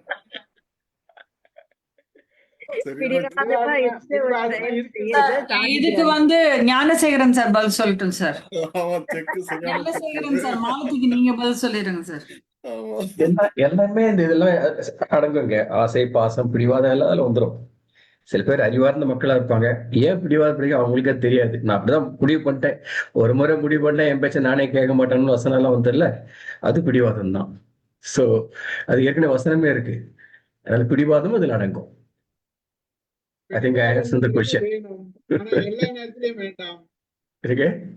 பிடிவாதம்ன்றது வேணும், ஆனா எல்லா நேரத்திலயும் வேணுமா அப்படின்றது ஒண்ணு இருக்குது. இல்ல, அது அறிவார்ந்த மக்கள் எல்லாம் யோசனை பண்ணிப்பாங்க, பிடிவாதம் சரியா இல்லைன்னு திருத்திக்குவாங்க. அதுதான் அந்த மனசை வந்து ஒருநிலைப்படுத்துறதுன்னு சொல்றோம் இல்லையா. முதல்ல அந்த மனத்துக்கண் மாசிலன் ஆதரவு அடிப்படை. அது மனப்பயிற்சி தான் சொல்றது. தியானம்னா கடவுள் பக்தின்னு சொல்ல வரல, மனப்பயிற்சி. மனசு எப்படி ஒருநிலைப்படுத்துறது, நம்ம சிந்திக்கிறது, சுயமா சிந்திக்கிறது, recollect what you are done, it's right or wrong. In fact one of the session சொல்லியிருக்கேன் நினைக்கிறேன். நான் இப்போ பியூசி படிக்கும்போது எனக்கு ஒரு ஃப்ரெண்ட் அமைஞ்சார். அவர் என்ன பண்ணுவாரு சொல்லட்டுமா? 2 minutes பற்றி. அவர் என்ன சொல்லுவாரு, அவர் எனக்கு ஒரு 2 வருஷம் சீனியர். அவர் வந்து எனக்கு ரொம்ப ஃப்ரெண்ட் ஆகிட்டார். தூங்க போகும்போது நீங்க தூங்குறதுக்கு முன்னாடி ஒரு 5 minutes உட்காந்து நான் சொல்ற மாதிரி செய்றீங்களா, நான் சொல்லுங்க அப்படின்னு. கண்ணை மூடிக்குங்க. நீ காலையிலேருந்து என்னென்ன பண்ணீங்க, நல்லது பண்ணீங்களா கெட்டது பண்ணீங்களா ரீகலெக்ட் பண்ணுங்க. நல்லது பண்ண அப்படி மைண்ட்ல நிக்க வச்சுக்கோங்க, கெட்டது பண்ண நாளைக்கு வராம பார்த்துக்கிறதுக்கு பண்ணுவேன்ற ஒரு முடிவோட படுங்க. அதே மாதிரி நாளைக்கு என்ன பண்ண போறோம் முடிவு பண்ணிட்டு தூங்குங்க அப்படின்பார். அதே மாதிரி காலையில் எழுந்த உடனே அன்னைக்கு என்னென்ன பண்ண போறோன்றத எடுத்து முறைப்படுத்திக்குங்க அப்படின்வார். இதை வந்து டெய்லி பண்ண சொல்லி சொன்னார். அது நல்லா பழக்கப்படுத்திக்கிட்டாரு. ரொம்ப ரொம்ப யூஸ்ஃபுல்லா இருந்தது. நான் இப்பெல்லாம் பிள்ளைங்களுக்கு நிறைய சொல்றது, நான் ஏன்னா ஸ்கூல்ல போனா கூட இந்த பிள்ளைங்களுக்கு சொல்றது, முதல்ல வந்து தன்னை வந்து நீங்க வந்து சுய பரிசோதனை பண்ணிக்கிறேன். அது அன்றாடம் தினமும் பரிசோதனை பண்ணிக்கிட்டோம்னா கெட்டதெல்லாம் தள்ளி போயிடும், நல்லது மட்டும் நம்மகிட்ட நிற்கும். அதுதான் இந்த சுய பரிசோதனைன்றது. இந்த மெடிடேஷன், இந்த தியானம்லாம் கடவுள் பக்திக்காக இல்லை, மனசு ஒருநிலைப்படுத்துறது, நம்ம பலம் சேர்க்கறது, நம்ம சிந்தனைகள் நம்ம கிட்ட பலம் சேர்க்கறதுக்கு தான் இந்த மாதிரிலாம் பண்றது, வேற ஒன்றும் இல்லை. அண்ட் இந்த மாதிரி பயிற்சி பண்ணா கூட கெட்டதெல்லாம் போயிடுச்சுன்னா நல்லதுதான் நிற்கும், மைண்ட் அதில் ஃபில்டர் ஆகி கூட நிற்கும். அதுவும் ஒரு பயிற்சி தான், மனப்பயிற்சி தான். அது வந்து எல்லா பிள்ளைங்களும் சொல்றது உண்டு, இந்த மாதிரி செய்யுங்கப்பா அப்படின்னு. நல்லா இருக்கும். அது நான் ப்ராக்டிஸ் பண்ணியிருந்தேன் முன்னால. இப்போ கூட அந்த ப்ராக்டிஸ் இன்னும் தொடருது. இப்போ பேசியிருந்தோட அது நைட் நம்ம தோணும். பிடிவாதம் பிடிக்கிறேன்னு திட்டம் இல்ல சார். பிடிவாதம் பிடிக்கிறியே ஒரு காரியத்துக்காக அப்படின்னு நம்ம திட்டத்தானே செய்யறோம். கண்டிப்பு செய்தான் கண்டிக்கிறது பெற்றவங்களுடைய கடமை, பெரியவங்களுடைய கடமை. எடுத்து சொல்லணும், இப்படி பண்றது பிடிவாதம்னு எப்படி தெரியும் அந்த குழந்தைக்கு?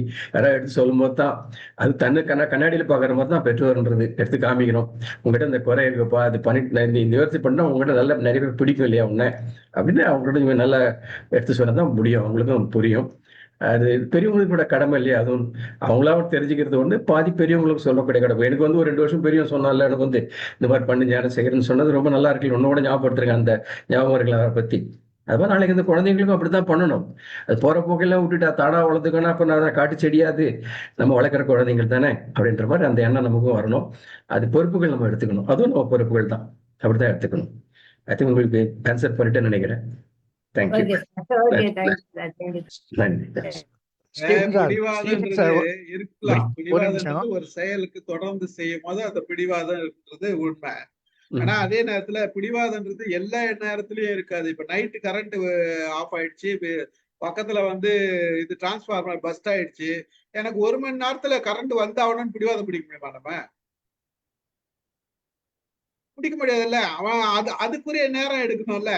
அப்ப அவன் அதை ரிப்பேர் பண்ண, மறுநாள் எடுத்து மறுநாள் அவன் டிரான்ஸ்பார்மர் மாத்தணும், அதுக்கு வேலைங்க வரணும், மறுநாள் மழை பெய்யக்கூடாது. இப்போ மழை பெஞ்சதுன்னா பிரச்சனை இருக்குது. அப்போ பிடிவாதம் நம்ம பிடிச்சோம்னா ஒரு பிரச்சனை இல்லை. அப்ப நமக்கு பிடிவாதம் பிடிக்கிறோம்னா அப்ப நம்மளால செய்ய முடியும்னா அந்த பிடிவாதத்துல நான் செஞ்சுதான் ஆவேன் அப்படின்ற பட்சத்துல அந்த நேரத்துல அந்த ஒர்க்கை முடியாத யாருக்கும் எந்த வித பிரச்சனை இல்லாத அவங்க பிடிவாதமா செய்யறப்ப ப்ராப்ளமே கிடையாது. ஆனா பல பிரச்சனைகள் வச்சுட்டு நம்ம பிடிவாதமா செய்யறப்ப பிரச்சனையா வரும். இல்ல, பிடிவாதம் கூட பண்ணிக்கணும். பிடிவாதம் கூட யார் பிடிவாதம் பிடிக்கிறாங்கன்றது முக்கியம், எதுக்காக பிடிவாதம்ன்றது முக்கியம்.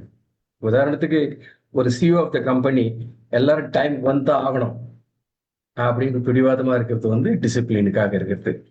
இதே பவர் புட் சப்ளை கூட நம்ம வந்து பிடிவாதமா ஒரு மணி நேரத்துல வரணும்னு சொல்றது ஒரு பக்கம், எலக்ட்ரிசிட்டி மினிஸ்டர் கிட்ட போய் போன் போய் எனக்கு தெரியாது 1/2 மணி நேரத்துல நீங்க பவர் சப்ளை கொடுக்கணும் அப்படின்னு அவர் பண்ற பிடிவாதம் வேற. அதனால situation differs from place to place and capacity also and reason also. எப்பயுமே நான் இந்த திருக்குறள் பயன்படுத்துவேன், ஃபாலோ பண்ண. தூங்குக தூங்கி செயற்பால, தூங்கற்க தூங்காது செய்யும் வினை. எந்த பொருளை தூங்காது செய்யணுமோ அதை செய்யணும். எந்த நேரத்துல எதை தூங்கி செய்யலாமோ தூங்கணும்.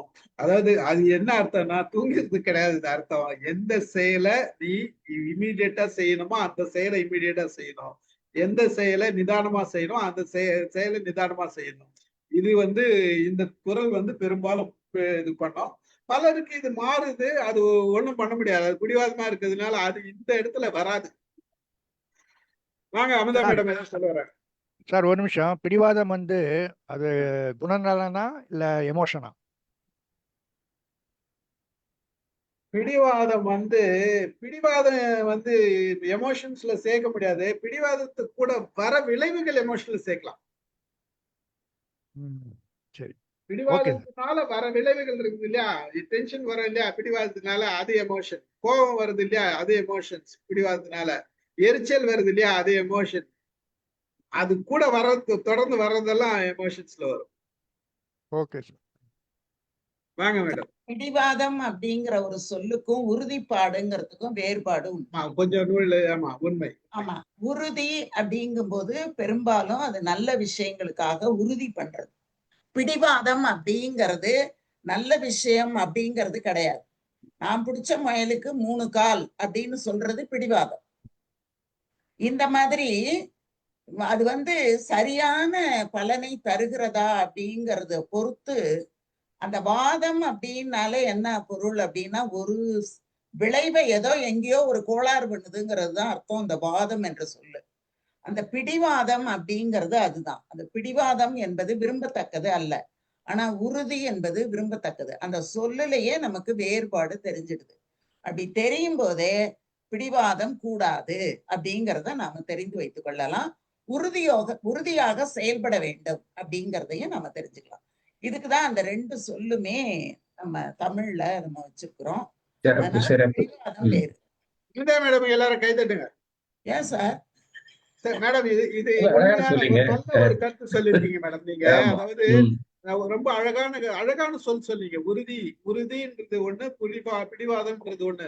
பிடிவாதம்ன்றது அது நெகட்டிவா போறது, உறுதின்றது பாசிட்டிவா போறதுன்றத ரொம்ப தெளிவான ஒரு விளக்கம் கொடுத்திருக்கீங்க. அருமையான விளக்கம். நன்றி சார். அருமையான விளக்கம். இல்ல இது இப்ப எனக்கு அந்த சொல் வரல. இப்ப நீங்க எனக்கு அந்த சொல்ல கொடுத்திருக்கீங்க. நான் இப்ப எங்க போனாலும் இது பேசுறேன்ல. மகிழ்ச்சி. வாங்க நடராஜ் சார் சொல்லுங்க.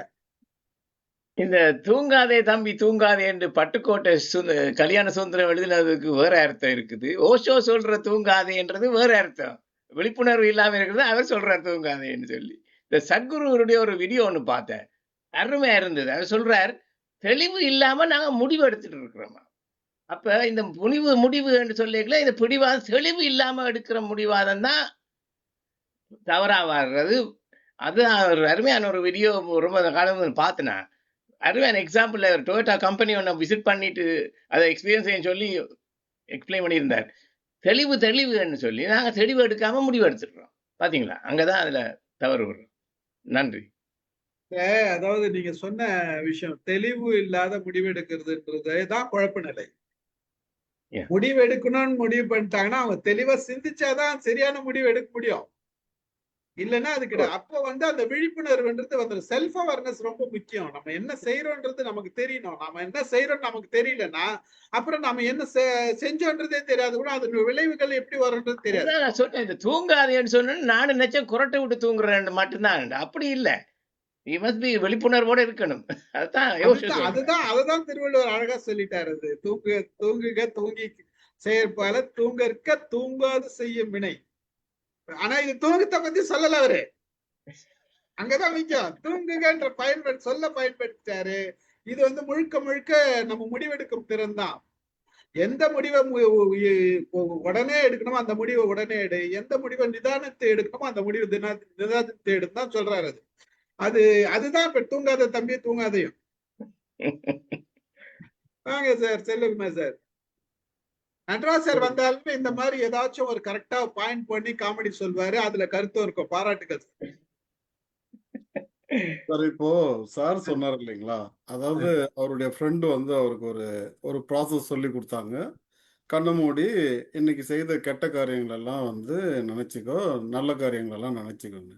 ஆனா எல்லாருமே இப்போ நான் ஒரு காரியம் செய்யறேன்னா அதை நான் கெட்டதா நினைக்க போறதே கிடையாது சார். நான் செய்யற காரியங்கள் எல்லாமே நல்ல காரியங்கள் தானே. அப்புறம் அந்த இடத்துல நான் எப்படி இது கெட்ட காரியம், நான் ஏன் மற்றவங்களுக்கு போய் கெடுதல் செய்ய போறேன்?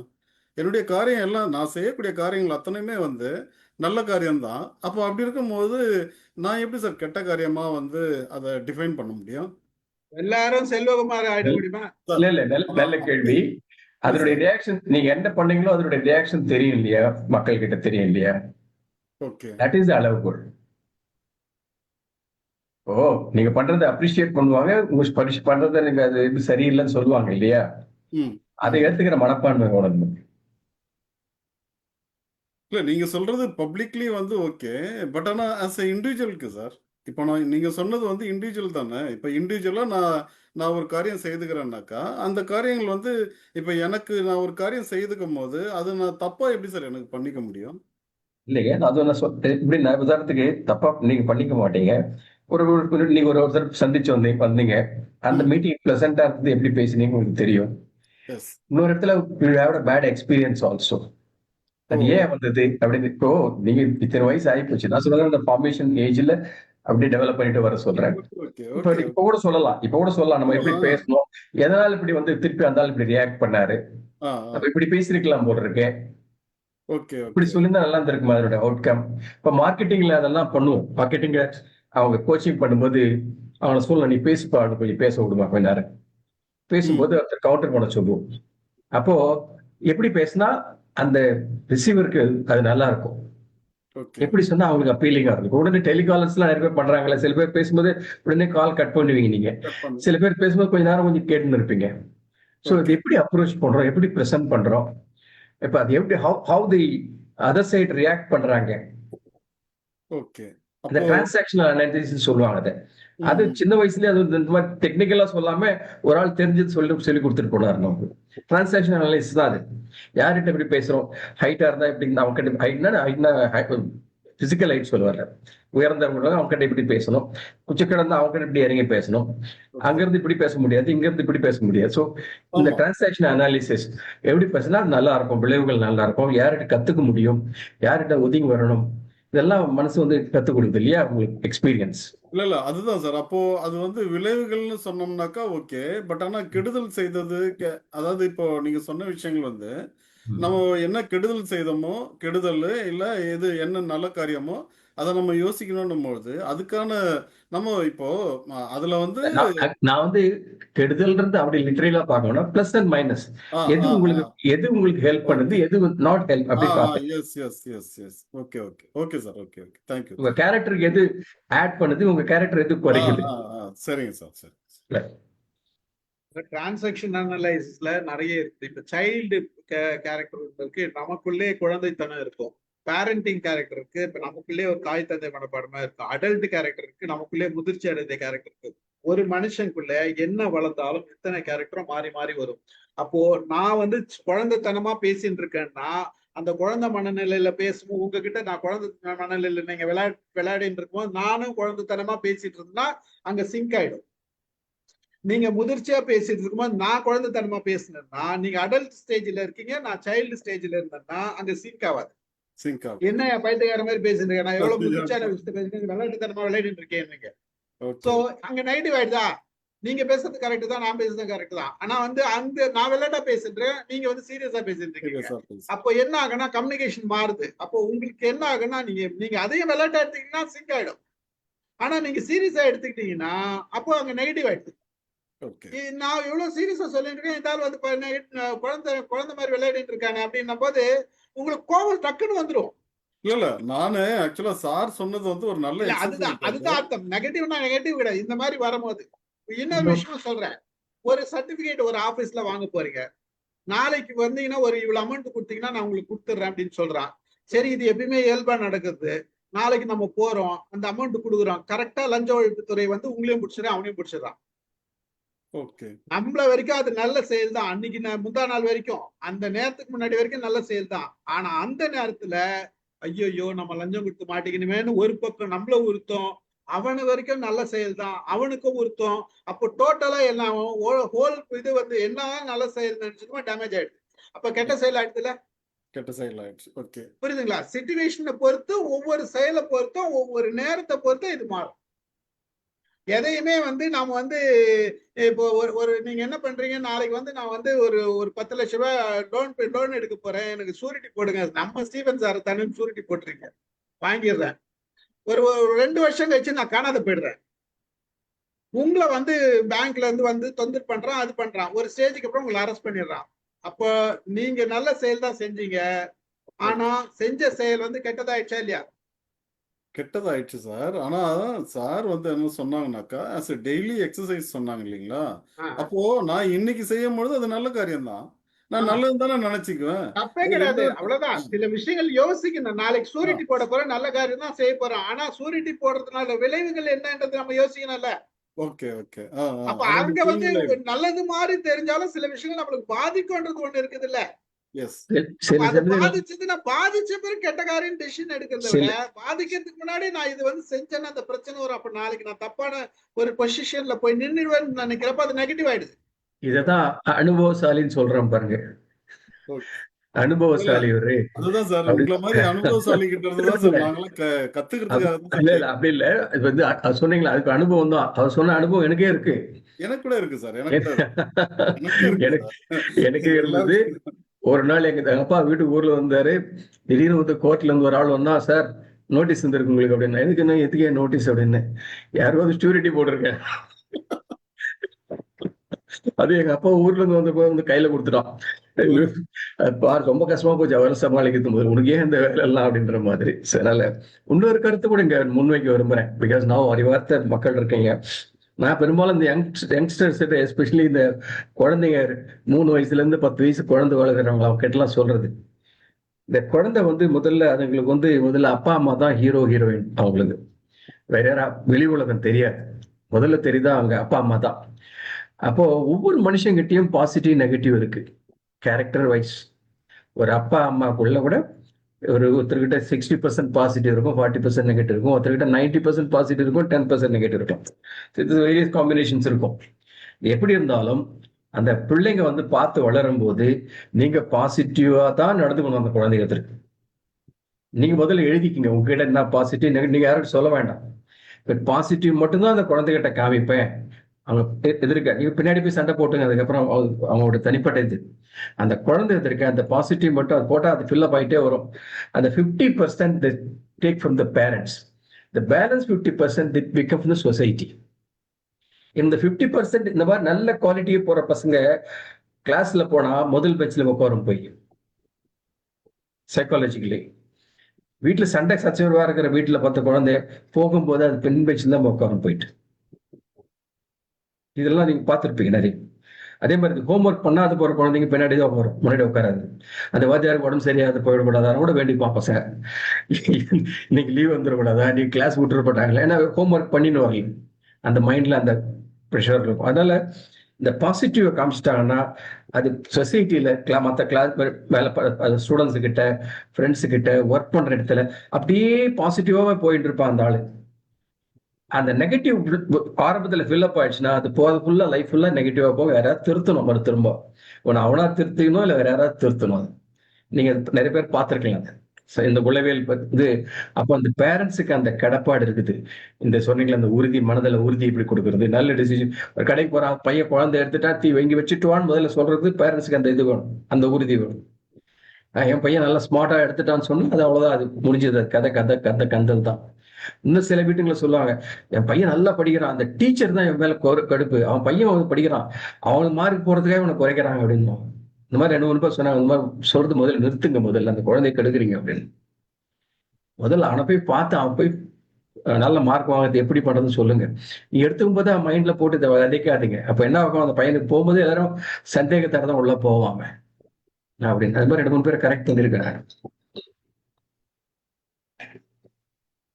2 மினிட்ஸ் நான் பேசுறேன். 2 மினிட்ஸ் நான் பேசுறேன். தேங்க்யூ.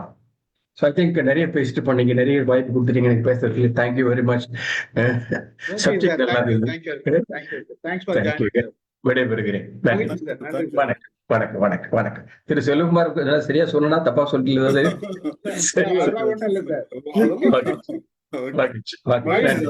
நன்றி. வணக்கம். அனைவருக்கும் வணக்கம். சார், தெளிந்து தெரிதல் அப்படின்னு நம்ம திருக்குறள்ல ஒரு அதிகாரம் இருக்கு.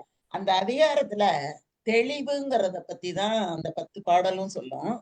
அதுல ஒரு திருக்குறள் என்ன சொல்லும்னா, தேரான் பிறரை தெளிந்தான் வழிமுறை தீரா இடும்பை தரும் அப்படின்னு சொல்வார். தேரான் பிறனை தெளிந்தான், தான் தெளிவு இல்லாம மற்றவன் மேல தெளிவா இருக்கான். அவன் சொன்னது சரியா இருக்கும்னு நம்புறான். அவன் சொல்றதுல தெளிவா இருக்கிறவனுக்கு அவனுக்கு மட்டும் துன்பம் வராதான், அவனோட வழிமுறை தீரா இடும்பை தரும் அப்படின்னு சொல்லி முடிக்கிறார். அவனை தொடர்ந்து வரக்கூடிய அந்த அத்தனை பேருக்குமே அந்த துன்பத்தை ஏற்படுத்தி கொடுக்கும். அப்போ ஒருத்தன் தெளிவு இல்லாம இருக்கிறது இப்ப நம்ம நடைமுறையில பாக்குறோம். தெளிவில்லாம ஒருத்தர் செஞ்சது அந்த பின்னால வர்ற ஒரு 5-6 வருஷத்துக்கு தலைமுறைகளுக்கு ஒரு பெரிய பாதிப்பு அப்படின்னு நம்ம பாக்குறோம். அப்படின்னா வள்ளுவர் அந்த 10 பாடல்ல கொஞ்சம் கொஞ்சமா அந்த தெளிவை பத்தி எவ்வளவு அழகா அவர் சொல்றாரு. தெளிந்து தெரிதல், அவ்வளவு அருமையான அந்த பாடல்கள். அதுல இது வழிமுறை குற்றம் தரும்னு சொன்னதுதான் ரொம்ப சிறப்பான ஒண்ணு. நம்மளோட அந்த இது போகாது, தொடர்ந்து அது அடுத்தவங்கன்னா அத்தனை பேருக்கும் துயரத்தை உண்டாக்கும் அப்படின்னு சொல்றாரு. அதனால அடுத்தவங்களை தெளிந்து கொள்வதற்கு முன்னால நம்மளை நாம தெளிந்து கொள்ள வேண்டும் அப்படிங்கிறதுதான் ரொம்ப ரொம்ப முக்கியமான ஒன்று. நன்றி மேடம், நன்றி நன்றி. வேற யாரும் ஹேண்ட் ரைஸ் ஆமா பண்ணாங்களா? சார், எல்லாரும் பேசினவங்களே பேசிட்டு இருக்கோம். பேசாதவங்க நிறைய பேர் அவங்களுக்குள்ளேயே Yeah. வச்சிட்டு இருக்காங்க சார். வாங்க சார், ஆரம்பிங்க சார், வாங்க. வணக்கம் சார், அனைவருக்கும் வணக்கம். நான் அமுதாமா சொன்னதுக்கு தான் ஒன்று சொல்லலான்னு பார்த்தேன். அதாவது வாதத்திற்கும் மருந்து உண்டு, பிடிவாதத்திற்கும் மருந்து கிடையாது. இது உதாரணம் சொல்லுவாங்க. நம்ம சாதாரண வீட்டு வழக்கிலேயே சொல்லுவாங்க, வாதத்திற்கும் மருந்து உண்டு, பிடிவாதத்திற்கும் மருந்து கிடையாதுன்னு. ஸோ நம்ம எந்த ஒரு செயலை செய்யறதுக்கு முன்னால அதனுடைய நிறை குறைய நம்ம முதல்லயே ஆராய்ச்சி பண்ணணும். இது நமக்கு இது லாபம் வருமா, இல்லை நஷ்டம் வருமா, நம்ம செய்யறது சரியா தப்பா. எந்த ஒரு தப்பையும் நம்ம தப்பு வந்தால் நாம அதுல சரி செய்ய மீண்டு வர முடியுமா அப்படிங்கிறதெல்லாம் யோசனை பண்ணிட்டு நீங்க செய்தீங்கன்னா நீங்க எடுக்கிற முடிவு எந்த முடிவுலயும் குறை வராது. அப்படியே ஒரு குறையோ நிறைய ஏதோ வந்தா கூட அந்த குறைய நம்மளால சமாளிக்க முடியும், போதும். மற்றவங்க சொன்னா கூட இல்ல பரவாயில்ல, நான் இது எனக்கு கிடைத்த அனுபவம், இந்த அனுபவத்தை வச்சு நான் திருத்திக்கிறேன் அப்படின்னு சொல்லி நம்ம மாத்திக்கிடலாம். அது ஒரு பாடமா அமையும். படிப்பறிகள் தான் இது பாடமா அமையும். அனுபவமே சிறந்த கல்வின்னு சொல்லுவாங்க. அனுபவம் தான் இங்க சிறந்த கல்வியா வந்து. ரெண்டாவது ஒரு சின்ன உதாரணம் சொல்லிருந்தேன். இந்த சூரிட்டி போட்டு ஏமாந்த கதை இருக்குங்களா, நான் அந்த மாதிரி ஒரு ஏமாந்த ஆள். நான் எங்க ஆபீஸ்ல வேலை பார்க்கும் பொழுது என்னுடைய கூட ஒர்க் பண்ண என்னுடைய நண்பர், ரொம்ப நெருங்கிய நண்பர், அவருக்கு உதவி செய்து கடைசியில ஒண்ணு இல்லை, ஸ்ரீராம் தான் ஸ்ரீராம் செட் பண்ணல ரெண்டாவது சார் இந்த மாதிரி வீட்டு வேலைக்கு கொஞ்சம் அவசரம் வேணும் சார், கொஞ்சம் கொடுங்க சார் அப்படின்னாரு. அவர் நம்ம கூட தானே வேலை, வேற எதுவும் இல்லை, ஆபீஸ்ல கூட வேலை பார்க்குற மனுஷனே சொல்லும் பொழுது பரவாயில்ல இது மாதிரி நண்பர் தானே அப்படின்னு சொல்லி உடனே சைன் போட்டேன். சைன் போட்டு உடனே போட்டேன். கடைசியில் அவர் 3 மாசம் தான் கட்டினாரு. கட்டினதுக்கு அப்புறம் வரல. அது 50,000 ரூபாய் சீட்டு. நான் சேர்ந்தது, வேலைக்கு சேர்ந்தது 80வது வருஷத்துல. கிட்டத்தட்ட அது ஒரு மிகப்பெரிய தொகை அந்த நேரத்துல கடைசியில் அவர் எடுத்துட்டு போயிட்டாரு. கடைசியில நான் சீட்டுக்கு போயிட்டு எனக்கு நோட்டீஸ் அவருக்கும் நோட்டீஸ் வந்தது. அவரை நீங்க கொடுத்துட்டு நீங்க அப்புறமே வேற எங்கேயாவது போங்க, நீங்க உங்களை விட முடியாது, நீங்க தானே சூரிட்டி போட்டீங்க, ஒப்படைக்க வேண்டிய இல்லைன்னா உங்க மேல கம்ப்ளைண்ட் பண்ணி சரி பண்ணுங்கன்னு சொல்லி எனக்கு அந்த லீகல் விங்கில செப்பரேட்டா அது நோட்டீஸ் வந்தது. அப்புறம் போலீஸ்ல கம்ப்ளைண்ட் பண்ணுவோம்னாங்க. ஆபீஸ்ல போலீஸ்ல கம்ப்ளைண்ட் பண்ண அதுக்கப்புறம் நம்ம பரிச்சை ப்ரொமோஷன் ஏதாவது எழுதுனோம்னா ஏகப்பட்ட ரிமார்க் வரும்னு சொல்லி ரொம்ப பயமாயி போச்சு. ஐயா அவன் கட்டலைன்னா நானே கட்டுறேன்னு சொல்லிட்டு இது ஒரு 2 இன்ஸ்டால்மெண்ட் நானே கட்டினேன், 2-3 இன்ஸ்டால்மெண்ட். அப்புறம் சொன்ன அவருக்கு தான் சொத்து, நீ எல்லாத்தையும் அவரை கையெழுத்து வாங்கியிருப்பேன், நீ கோர்ட்ல கேஸ் போடு, நான் பாக்குறேன், நான் சொல்றேன், இந்த மாதிரி அவருக்கு இடம் இருக்குது, இந்த இடம் இருக்கு, அதெல்லாம் பார்த்து கையகப்படுத்துவா, அதையும் மீறி முடியலைன்னா நான் கட்டுறேன் அப்படின்னு சொல்லி திருப்பி அங்க போய் போராடி கிட்டத்தட்ட இது ஒரு 2 வருஷம் நடந்தது. இந்த 2 வருஷம் நடந்து முடிஞ்சு அதுக்கப்புறம் அதுல இருந்து விடுபட்டு ஐயோன்னு அன்னையில இருந்து ஷூரிட்டியா எவ்வளவுக்கு அப்பா அக்கா தங்கச்சியா இருந்தா கூட நான் இனாமா காசு கொடுத்துட்றேன், உனக்கு வேணுமா 50,000 என்ன 1 லட்சம் கூட தந்துடுறேன், ஆளை விடு, ஷூரிட்டி மட்டும் என்ன கேட்காத, என்னுடைய நிம்மதி போயிடும்.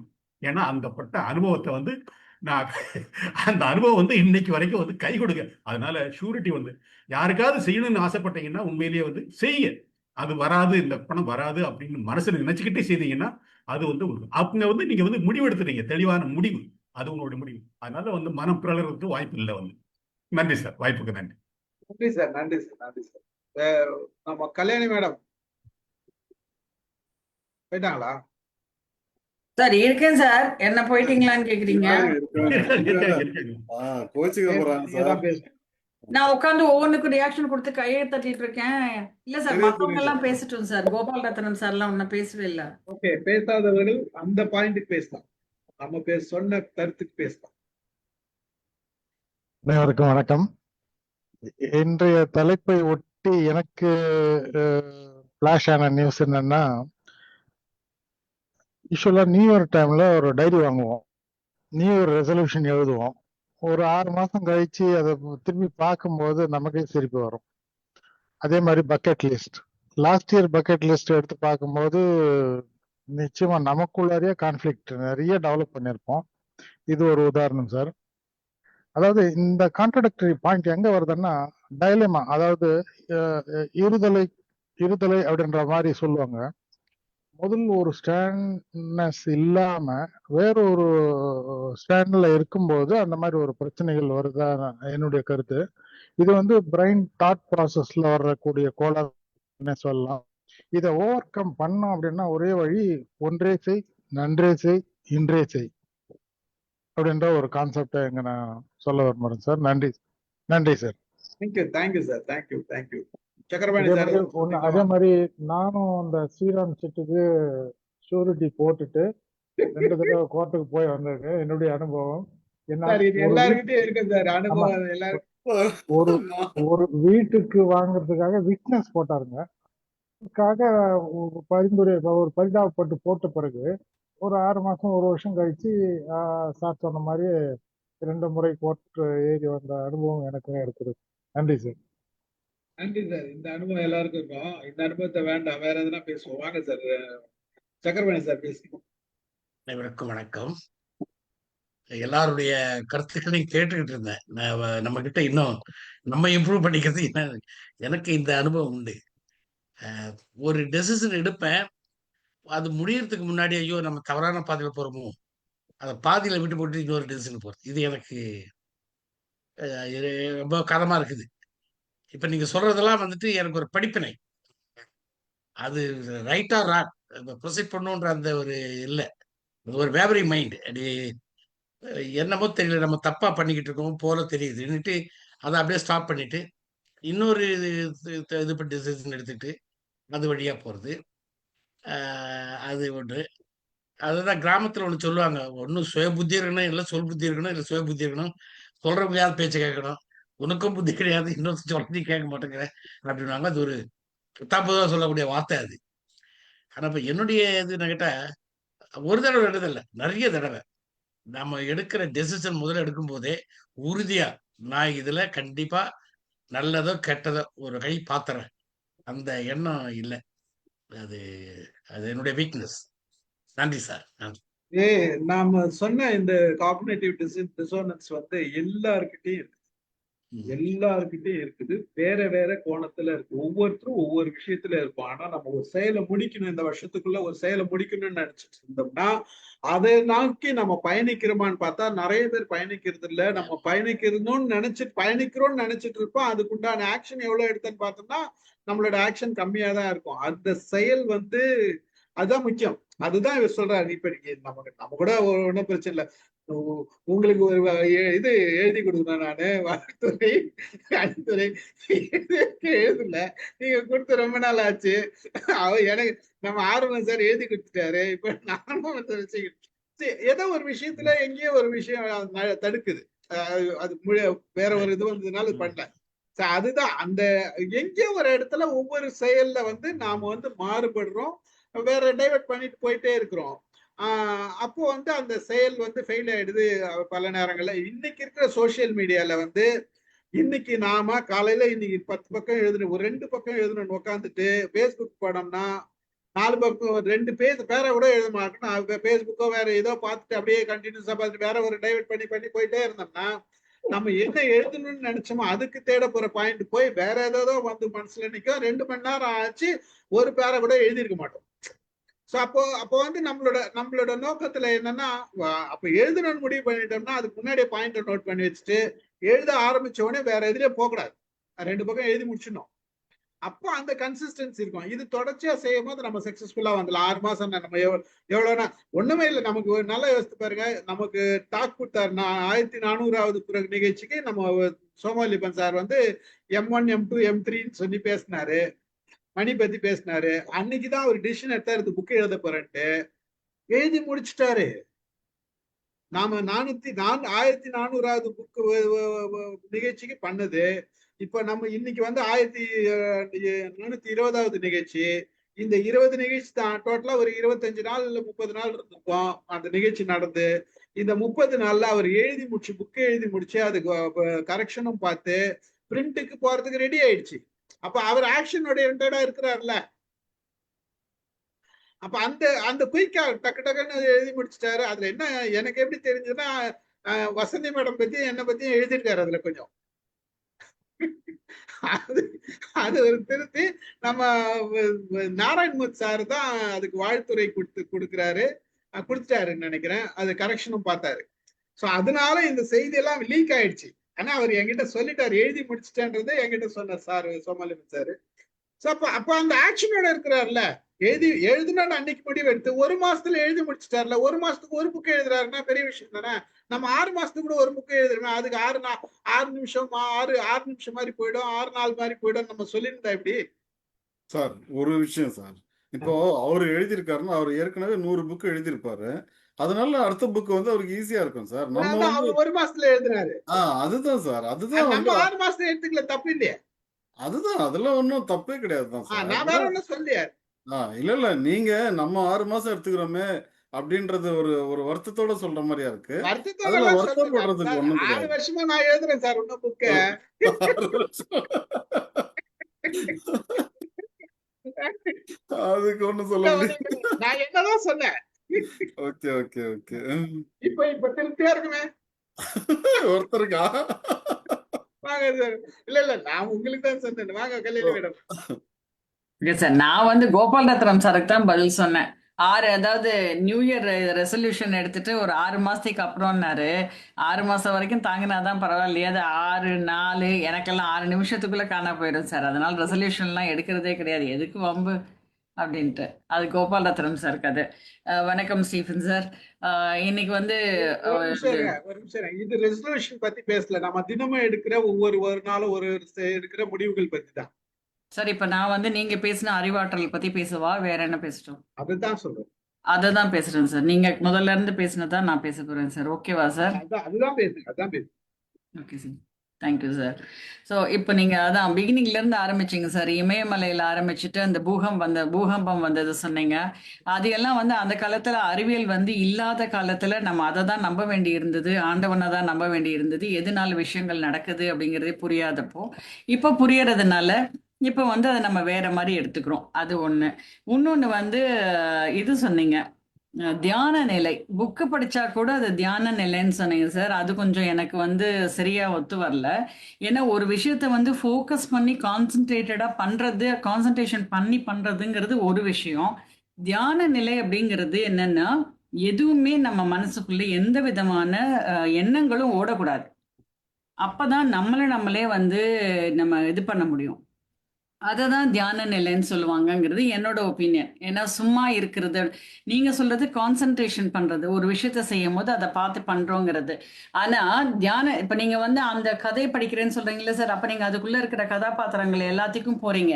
நீங்க அப்போ இப்போ ஒருத்தர்கிட்ட பேசுற மாதிரி தான், மனுஷங்கிட்ட பேசுற மாதிரி, அவங்கள பத்தி தெரிஞ்சுக்கிற மாதிரி. அது இல்ல தியான நிலைங்கிறது என்னோட ஒப்பீனியன்.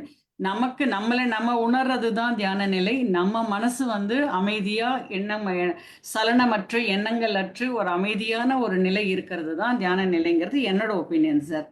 சரிங்களா? அப்புறம் அந்த ஹெல்த் கான்ஷியஸ் பத்தி சொன்னீங்க. அது வந்து ஹெல்த் கான்ஷியஸா இருக்கிறது அப்படின்னு நம்ம முடிவு பண்ணிக்கிறோம். இப்ப வசந்திமா கூட சொன்னாங்க, அந்த சுகர் இது வந்து சாப்பிடக்கூடாது அப்படின்னு. அதையும் நான் வந்து வேற மாதிரி பார்க்குறேன். எப்படின்னா, இப்போ இந்த சுகர் இருக்கு இல்லைங்கிறது ஒரு பிளட் டெஸ்ட்டை வச்சோ, ஒரு இது டெஸ்ட்டை வச்சு தான் பார்க்குறாங்க. ஆனால் நம்ம உடம்புங்கிறது வேற, அந்த பிளட் டெஸ்ட்டுங்கிறது வேற. ஒருத்தருக்கு வந்து 400 அப்படிங்கிறது வந்து தப்பான விஷயமா இருக்கலாம். அதே இது நமக்கு அந்த 400ங்கிறது சரியான விஷயமா இருக்கலாம். அதனால நம்ம வந்து அப்பப்போ நம்மளோட நிலையை வந்து பரிசோதிச்சு பார்த்துக்கிட்டே இருக்கணுமே ஒழிய பிளைண்டாக ஒரு இதை நம்பக்கூடாது அப்படின்னு நான் நினைக்கிறேன் சார். இன்னொன்று, அந்த பொலிட்டீஷியன் பற்றி சொன்னீங்க. அந்த இடத்துல நீங்கள் சொல்லும் போது என்ன சொன்னீங்க அப்படின்னா, இப்போ குழந்தைங்க சொல்கிறாங்க அப்படிங்கிறதுக்காக நம்ம ஒரு விஷயத்த செய்யக்கூடாது, நம்ம வந்து அனலைஸ் பண்ணி பார்க்கணும் அப்படின்னு சொன்னீங்க. அது ரொம்ப கரெக்டான விஷயம். இருந்தாலும் எனக்கு நீங்கள் சொல்லிட்டு இருக்கும்போது எனக்கு என்ன தோணுச்சு அப்படின்னா, இந்த ஆர்டிஃபிஷியல் இன்டெலிஜென்ஸின்னு இப்போ ஃபோனு இதெல்லாம் வந்திருக்கு. இப்போ வந்து நம்ம பசங்கள்லாம் சொல்கிறாங்க, அம்மா நீ இந்த ஜெமினை யூஸ் பண்ணு, ChatGPT யூஸ் பண்ணு, எல்லாம் சரியாக வரும்னு. அதை நம்ம வந்து ஃபர்ஸ்ட் டெப்படா அதெல்லாம் முடியாது, நானாக தான் எழுதுவேன் அப்படின்னு சொல்லி நம்ம செய்கிறோம். ஆனா அதுக்குள்ள போக சொல்லி பசங்க இன்சிஸ்ட் பண்ணும் போது நம்ம உள்ள போறோம். அது போயிட்டு அதுல இருக்கிற ஒரு நல்ல விஷயங்களை நம்ம எடுத்துக்கிறோம். அதனால எல்லா நேரத்திலயும் நம்ம வந்து பசங்க சொல்றதை கேட்கக்கூடாதுன்னு இல்லாம அந்த இடத்துல யோசிச்சு தெளிவா முடிவு எடுக்கிறோம். ஆனா சில சமயம் நம்ம யோசிச்சு தெளிவா முடிவெடுத்தா கூட, இப்ப ஃபேஸ்புக்குன்னு ஒரு விஷயத்த நம்மளுக்கு வந்து இன்ட்ரோடியூஸ் பண்ணி விட்டுட்டாங்க. அந்த ஃபேஸ்புக்கில் நம்ம இருக்கிறோம். ஆனா அதுலயே பாத்தீங்கன்னா சில சமயம் நைட்டு வரைக்கும் கூட உட்காந்துருக்கோம். அது அப்ப கெட்டதுன்னு ஆயிடாது. சரிங்களா? ஆனா அமுதாமா ஒரு பாயிண்ட் சொன்னாங்க, அது மாசுக்கு வந்து நம்மளுக்கு வந்து நலனா இல்லையா அப்படிங்கிறத முக்கியமா பார்க்கணும் அப்படின்னு சொன்னாங்க. அது ரொம்ப முக்கியமான பாயிண்ட் அது. அப்புறம் இந்த ஷாப் ஓனர் ஒன்று சொன்னீங்க சார். அந்த ஆள் வந்து டவுட் பண்ற, அதாவது நம்ம வந்து அது வரைக்கும் ஒரு நல்ல ஒப்பீனியன் வச்சிருப்போம். இன்னொருத்தன் வந்து நம்ம கிட்ட ஒரு ஒப்பீனியன் சொன்ன உடனே நம்மளோட இது மாறுதுன்னு சொன்னீங்க. அந்த இடத்துல நமக்கு மாறக்கூடாது. அப்பனா நம்மளே இழந்து போயிடுறோம் இல்லைங்களா? நம்ம ஒரு ஒப்பீனியன் வச்சிருக்கோம்னா நமக்கு அது ஷுவரா தெரியற வரைக்கும், நம்ம கண்ணு முன்னால அந்த ஆளு பணியாளர்களை வந்து ஒரு லோவா ட்ரீட் பண்ணியிருந்தா நம்மளுக்கு கண்டிப்பா தெரிஞ்சிருக்கும். ஏன்னா ஓரளவு நம்மள பார்த்து தான் நம்மளும் அவங்க மேல ஒரு நம்பிக்கை வைப்போம். அது ஒண்ணு சொல்லணும்னு நினைச்சேன் சார். காஸ்ட்லி ஷாப்பிங் பத்தி சொன்னீங்க. அது வந்து காஸ்ட்லி ஷாப்பிங் வந்து சில சமயம் வந்து பண்ணணும்னு தோணும், அதுக்கப்புறம் வேண்டான்னு விட்டுருவோம்னு. அது நல்லதுக்கு தானே சார். முதல்ல ஒரு ஆசை வருது, ஒரு பேராசைன்னு நம்ம ஞானசேகரன் சார் சொன்ன மாதிரி. அதுக்கப்புறம் வி ரியலைஸ் தட் ஓகே இது தேவையில்லை, எதுக்கு இப்போ அப்படின்னு சொல்லிட்டு அது நல்லதுக்கு அப்படின்னு தோணுச்சு. அப்புறம் ரொம்ப அதிகமாக வேலை பண்ணிட்டு டயர்ட் ஆகுறது அப்படிங்கிறது எப்போ தெரியுமா சார் ஆகும்? அது வந்து நம்மளுக்குன்னு பண்ணிக்காம, இப்போ நான் வந்து எனக்காக ஓடுனேன் அப்படின்னா அது வந்து கண்டிப்பாக அது டயர்ட் ஆகாது. அதே மற்றவங்கள சாட்டிஸ்ஃபை பண்ணுறதுக்குன்னு நான் ஓடும் போது நான் டயர்ட் ஆயிடுவேன். என்னதான் பண்ணாலும் திருப்ப நான் வந்து என்னதான் உங்ககிட்ட வந்து இது பண்ணி கொடுத்தாலும் திருப்ப நீங்க வந்து ஒரு வார்த்தை சொல்லுவீங்க, அடுத்த வேலை தான் நீங்க கொடுக்க போறீங்க. இப்போ ஒர்க்கிங் பிளேஸ்ல கூட நம்ம வந்து இதெல்லாம் முடிச்சு கொடுத்தா கூட ஓகே ஓகே வெரி குட் அப்படின்னு சொல்லிட்டு நாளைக்கு இதை முடிச்சிடு அப்படிங்கிற மாதிரி தான் வரும். அப்போ நம்மளுக்கு ஒரு சாட்டிஸ்ஃபேக்ஷன் வராது, ரொம்ப டயர்ட் ஆகும். இதெல்லாம் தான் சொல்லணும்னு நினச்சேன் சார்.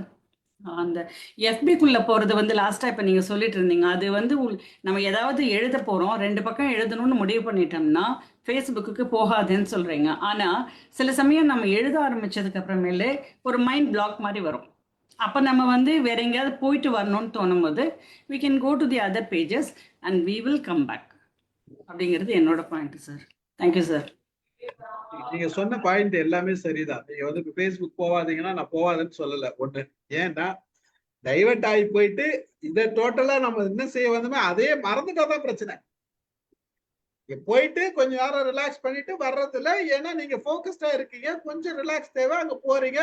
அங்க போற நேரத்துல நீங்க எழுதக்கூடிய பாயிண்ட்டுக்கு ஏதாச்சும் ஒரு க்ளூ கூட கிடைக்கலாம். அது வந்து ஒரு வாஸ்தவம், அது தவறில்லை. ஆனா அதுலயே வந்துட்டு நம்ம எழுத வேண்டியதை விட்டுட்டோம்னா தான் பிரச்சனைன்றது தான் அங்க நான் சொன்னேன். மற்றபடி வேற ஒன்றும் நல்ல விஷயம்.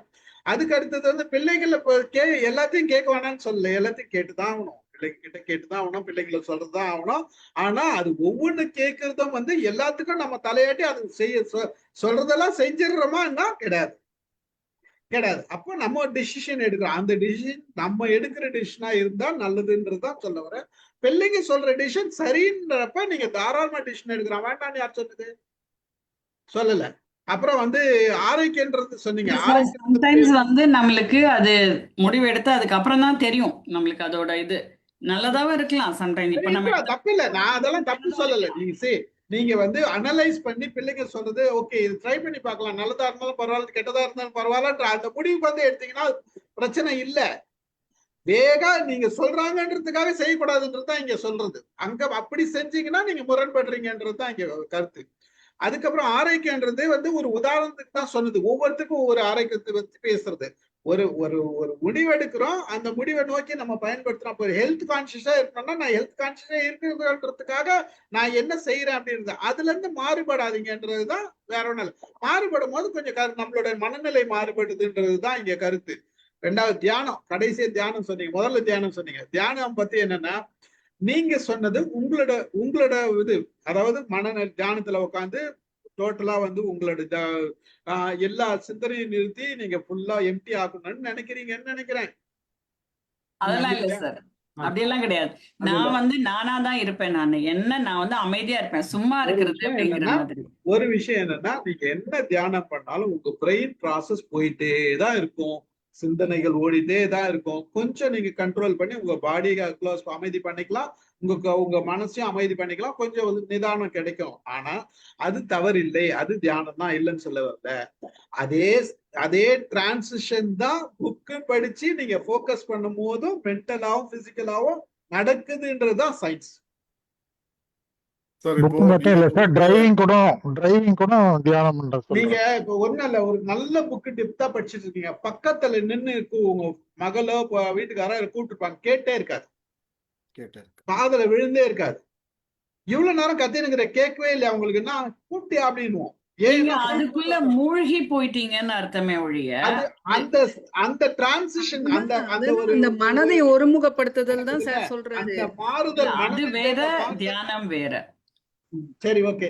உங்களுக்கு அது நீங்க மனசு வந்து அலைப்பாய விடாம வைக்கிற இந்த விஷயத்தை பத்தி சொல்றாரு கல்யாணி மேம். இல்ல மொத்தோ, அது வந்து நீங்க ஒரு கேரக்டருக்குள்ள ஒரு 10 கேரக்டர் அந்த புக்ல இருக்குன்னா நீங்க அந்த 10 கேரக்டருக்கு பின்னாலையும் ஓடிட்டு இருக்கீங்க.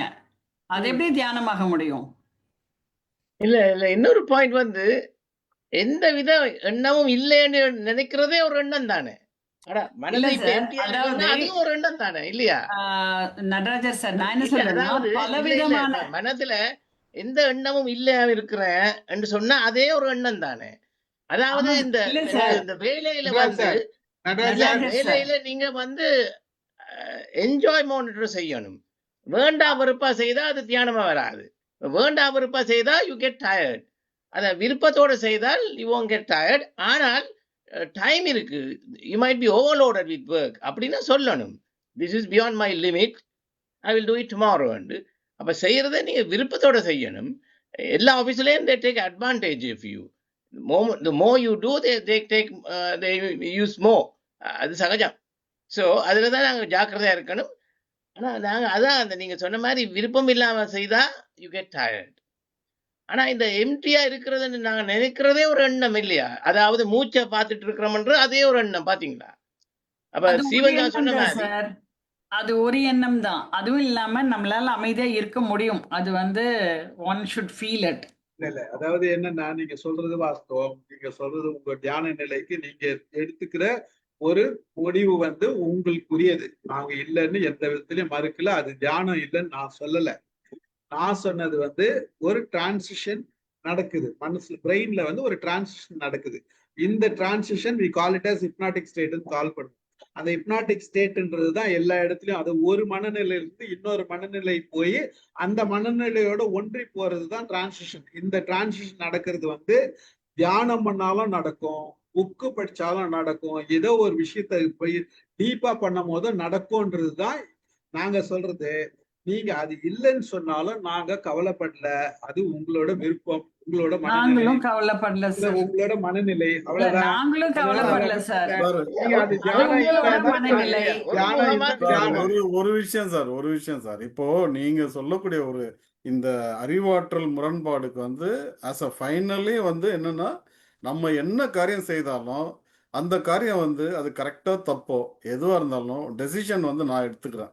நான் எடுக்கிற டெசிஷன் வந்து அது தப்பானாலும் அது என்ன சார்ந்தது தான், கரெக்டா இருந்தாலும் அது என்ன சார்ந்தது தான். அப்படிதானே சார்? இதுதான் வந்து அறிவாற்றல்.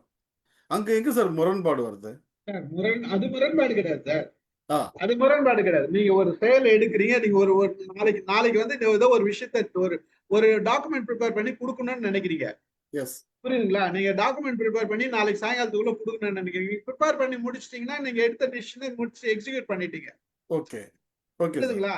நீங்க ப்ரிப்பேர் பண்றதுக்கு பதிலா நீங்க அன்னைக்கு பார்த்து ஒரு ஃப்ரெண்ட் வந்து கூப்பிடுறாரு, வாங்க ஒரு ரவுண்ட் போயிட்டு வரலாம், ஒரு பேக் போட்டு வரலாம்னு கூப்பிடுறாரு. நீங்க சரி அவரு கூட போயிட்டீங்க. சாயங்காலம் வந்து அந்த டிசிஷனை முடிக்க முடியல உங்களுக்கு. ஆனா அந்த டிசிஷன் சொல்றதான் சொல்றீங்க, வாங்க நீங்க என்ன ஹோட்டல்ல போய் நினைக்கிறீங்க? நீங்க என்ன நினைக்கிறீங்க? வந்துட்டு ஒரு மணி நேரத்துல நம்ம இங்க ஒரு 2 மணி நேரம் செலவு பண்ண போறோம், இங்க வந்துட்டு அடுத்த ஒரு 2 மணி நேரத்துல முடிச்சிடலாம்னு நினைச்சிட்டு போறீங்க. போயிட்டு வரும்போது நேரம் ஆயிடுச்சு, கடைசியா உட்காரும் போது உங்களால முடிக்க முடியல அப்படின்னு வச்சுக்கீங்களேன். அப்ப நீங்க முரண்பட்டுறீங்க. சார் இது அந்த எல்லாமே செயல்ல செயல்பாடுல போயிடுது சார். ஆனா செல்வகுமார் சார் பிகினிங்ல கேட்டதே வேற. அவரு வந்து என்ன கேக்குறாருன்னா, நான் எடுக்கிற டெசிஷன் கரெக்டா தப்பாங்கிறது தான் அவரு இல்ல கேள்வி. அது பிரச்சனை இல்ல. நீங்க சொல்றது வந்து செயல்பாடுகளை குறித்தே போகுது. அதுதான் சொல்ல வரேன். நான் சொன்னது வந்து அதுதான். ஆனா செல்வகுமார் சார் சொல்றது வந்து பிரச்சனை கிடையாது. ஏன்னா அவர் டிசிஷன் எடுத்தாரு, டாக்குமெண்ட் ப்ரிப்பேர் பண்ணிட்டாரு. சரியா ப்ரிப்பேர் பண்ணியிருக்காரா இல்ல அதுல மிஸ்டேக் இருக்குதான்றது பாக்குறாரு அவரு. அதுல தப்பு கிடையாது. நீங்க எக்ஸிக்யூட் பண்ணிட்டீங்க. அதுல நார்மலா நீங்க உங்களோட பொசிஷன்ல தான் இருக்கீங்க. நீங்க எடுத்த முடிவுல செயல்படுத்தி இருக்கீங்க. அது ப்ராப்ளம் கிடையாது. அது காக்னிட்டிவ் டிசன்ஸ் கிடையாது. அங்க முரண்பாடே கிடையாது. முரண்பாடே இல்ல. ஓகே நீங்க செயல் செஞ்சிருக்கீங்க. அது முழுசா வந்ததா இல்ல கொஞ்சம் தான் பாதியா தான் வந்ததா, என்னால இந்த நேரத்துல எனக்கு பாதி தான் எழுத முடியுதுன்னா நீங்க ஏதோ ஒண்ணு எக்ஸிக்யூட் பண்ணிருக்கீங்க. அப்ப ஏன் சார் இதுக்கு அறிவாற்றல்னு வச்சதுக்கு பதிலா செயலாற்றல்னு முரண்பாடும் வச்சிருக்கலாம்ல சார்? தமிழ்ல டிரான்ஸ்லேட் பண்ணும்போது சில நேரங்கள்ல வார்த்தை வந்து இப்படி இருக்கும், வேற ஒன்றும். ஆங்கிலத்துல வரும்போது அந்த பொருள் இல்ல அதான் சார், இதுல இந்த அறிவாற்றல்னு வந்தது இல்லைங்களா, அதுதான் வந்து இன்னொரு டிரான்ஸ்லேஷன் இருக்கு, அறிவியல் முரண்பாடுன்னு வேற சொல்லுச்சு இது ஒரு டிரான்ஸ்லேஷன். அது எனக்கு போட வேண்டாம் நினைச்சேன், போட்டுட்டேன், வேற ஒன்றால விஷயம். தமிழ்ல போட்டேன். அமிதா மேடம், அவரு கோபால் மாணிக்கம் அவர் எதுவும் பேசலன்னு நினைக்கிறேன் சார். சார் பேசுவாரு. அமிதா மேடம் பேசணும்னு பேசலாம். காயத்ரி பேசல சார். அமிதா மேடம் வாங்க சார், அறிவு அறிவு அறிவாற்றல் முரண்பாடு. அறிவு அப்படின்னா என்ன அப்படின்னா, அறிவு அற்றம் காக்கும் கருவி. அப்போ அறிவு அற்றம் காக்கும் கருவி அப்படின்னா வருவதை முன்கூட்டியே அறிய வல்லது அறிவு. அப்படி சரியா அறியாமல் நாம செய்யக்கூடிய செயல்தான் அறிவு முரண்பாடு. அப்போ அது நமக்கு எந்த விளைவை ஏற்படுத்த போகிறது என்பதை உணராமல் நாம செய்யும் போது அது முரண்பாடாக மாறி போகிறது அப்படிங்கிறது தான் அதற்கான பொருள். ஏன்னா வள்ளுவர் அறிவு அப்படிங்கிறத அந்த இடத்துலதான் அவர் பயன்படுத்துறார். அறிவு அற்றம் காக்கும் கருவி, செருவார்க்கும் உள்ளழிக்கலாக அரண் அப்படின்னு சொல்றார். நம்முடைய பகைவர்களை கூட உள்ள நெருங்க விடாம காக்கக்கூடிய ஒரு பெரிய பாதுகாப்பு அது அப்படின்னு சொல்றார். வருங்காலத்தில் நான் துன்பப்படாமல் நம்மை காக்கக்கூடிய ஒன்றுதான் அறிவு அப்படின்னு சொல்றார். அப்ப அந்த அறிவு அப்படிங்கிறது முரண்பாடு ஏற்படும் போது இந்த ரெண்டு செயலும் நிகழ்ந்துரும். அந்த இடத்துல பாதுகாப்பின்மை வந்துரும். நம்மளோட பிற்காலத்துக்கு என்ன, நம்ம வருங்காலத்துல என்ன செய்ய போறோங்கிறது தெரியாம போயிடும். அததான் முரண்பாடு அப்படின்னு இந்த இடத்துல குறிப்பிடுறாங்க. முரண் அப்படின்னாலே ஒவ்வாதது அப்படிங்கிறது தான் பொருள். இதோடு ஒவ்வாமல் இருப்பது முரண். அப்போ இதோட அது ஒவ்வாமல் போகிறது அப்படின்னு சொன்னா இந்த ரெண்டையும் அது கொண்டு கொடுக்க போகிறது அப்படிங்கிறது விளைவாக இருக்கும்போது அந்த அறிவு முரண்படுகிறது. அதுதான் சார் அதுக்கானது. எல்லாரும் கைத்தட்டலாம் சார். என்ன சார் இன்னைக்கு வெறும் கைத்தட்டலா இருக்குது? இல்ல, நீங்க நல்ல கருத்துக்களை நீங்க சொல்லக்கூடிய சொல்றீங்க. ஒரு விஷயம் என்னன்னா, இதை நான் ஆணித்தரமா சொல்ல முடியும். நீங்க சொன்ன கருத்தை வச்சு இதை நான் முன்னாடியே சொல்லியிருந்தேன்னா அது சரியா வராது. நீங்க இப்ப சொல்றதுதான் சரியான விஷயம். ஒரு செயலை செய்யணும்னு நாம முடிவு பண்ணிட்டோம்னா அது சிறந்த அறிவா இருந்தா வேற எந்த செயலுக்கும் மாறி போவாது. நம்மட ஹெல்த்துக்கும் அதானே சொல்றாங்க, உணவே மருந்துன்னு. அப்ப உணவும் உடலும் ஒத்து போனா நோய் இல்லை. மாறுதுனாவே உங்க அறிவுல பிரச்சனைன்ற அர்த்தம். அத அதுதான் அற்றம் காக்கும் கருவின்னு சொல்லிட்டாரு வள்ளுவர். நம்ம இதுல ஒரு வைஸ் சான்சலர் கூட அறிவு அற்றம் காக்கும் அப்படின்றத ஒரு தலைப்புல பேசியிருக்காங்க, ஒரு வைஸ் சான்சலரு. அதுவும் இருக்குது. நீங்க சொன்ன உடனே அது நினைவுக்கு வந்தது. உங்களுக்கு நினைவு இருக்கா சார்? நடராஜ் சார், உங்களுக்கு நம்ம ஒரு வைஸ் சான்சலர் லேடி பேசினாங்க, பேர் அப்படிங்களா? ஓகே, நான் சொல்றேன். இல்ல, நான் சொன்ன மாதிரி உணவே மருந்துன்னு சொல்றாங்க பாத்தீங்களா? அப்ப உணவும் உடலும் ஒத்துட்டுனா உங்களுக்கு முரண்பாடு இல்லை. அப்படி அங்க சிங்க் ஆயிடுதுல, பிரச்சனை இல்ல. வேற யார் பேசணும்? மாறுபாடில்லாத உண்டி மருத்துண்ணின் ஊறுபாடில்லை உயிர்க்கு அப்படின்னு வள்ளுவர் ஒரு திருக்குறள் சொல்றார். நம்ம உடம்புக்கு எந்த உணவு ஒத்து போகிறதோ அந்த உணவை உண்டால் நமக்கு நோய் வராது. அதான் மாறுபாடில்லாத உணவு மருத்துண்ணின் ஊறுபாடு இல்லை உயிர்க்கு அப்படின்னு அவர் குறிப்பிடுறார். அதனால நமக்கு எது ஒத்து போகிறதோ அதை நாம சாப்பிடும்போது நம்முடைய உடம்பு ஆரோக்கியமாக இருக்கும். அது ஒத்து போகாததாக இருக்கும்போது அது நமக்கு ஊறு விளைவிக்கும். அப்படிங்கிறதுதான் அதற்கான பொருளா கொடுக்கும் போதுதான் நம்ம நமக்கு ஏற்றதை நாம் ஏற்றுக்கொள்ள வேண்டும். அதை மட்டும்தான் நம்ம சாப்பிடணும். அதை மீறி சாப்பிடும்போது உணவு முரண்பாடு வந்துடும். அப்புறம் இந்த வள்ளுவர் அவருக்கு என்னதான் எதுதான் தெரியாது, எல்லாமே தெரிஞ்சிருக்கும் பிள்ளைக்குது. அதனால எப்படி வாழ்ந்தாருன்னே தெரியலையே எனக்கு. நாங்க அவ்வளவு தூரத்துக்கு அந்த திருக்குறள் பத்தி எல்லாம் பெருசா தெரிஞ்சிக்காதது பாத்தீங்கன்னா ரொம்ப என்ன சொல்றது, ரொம்ப பேக்ல இருக்கும்னு நினைக்கிறேன். என்னன்னா இப்போ நீங்க எல்லாம் சொல்லும் பொழுது அந்த திருக்குறள் எல்லாம் ஒவ்வொரு விஷயத்துக்குமே வள்ளுவர் அவருக்கு எப்படி இவ்வளோ காலம் ஆகி 2000 வருஷம் ஆகி நமக்கு ஒரு சில விஷயம் புரியல. ஆனா அவரு அன்னைக்கே அதெல்லாம் புரிஞ்சு வச்சு இதெல்லாம் எழுதி வச்சிருக்காருன்னா நாம புரிஞ்சிருந்தா நாம ஒரு வள்ளுவரா வந்திருப்போம் சார். ஃப்ரீ டைம்ல டைம் டிராவல் பண்ணி போங்க. காயத்ரி பேசுறாங்க, பேசிட்டோம். வாங்க காயத்ரி. சார், நான் பேச வந்தது உங்க தலைப்புல சார். செல்வகுமார் சார் அன்னைக்கும் திருவள்ளுவர் பத்தி பேசிட்டு இருந்தாரு சார். நான் பேசுறது புரியுதா? கொஞ்சம் சத்தமா பேசுங்க.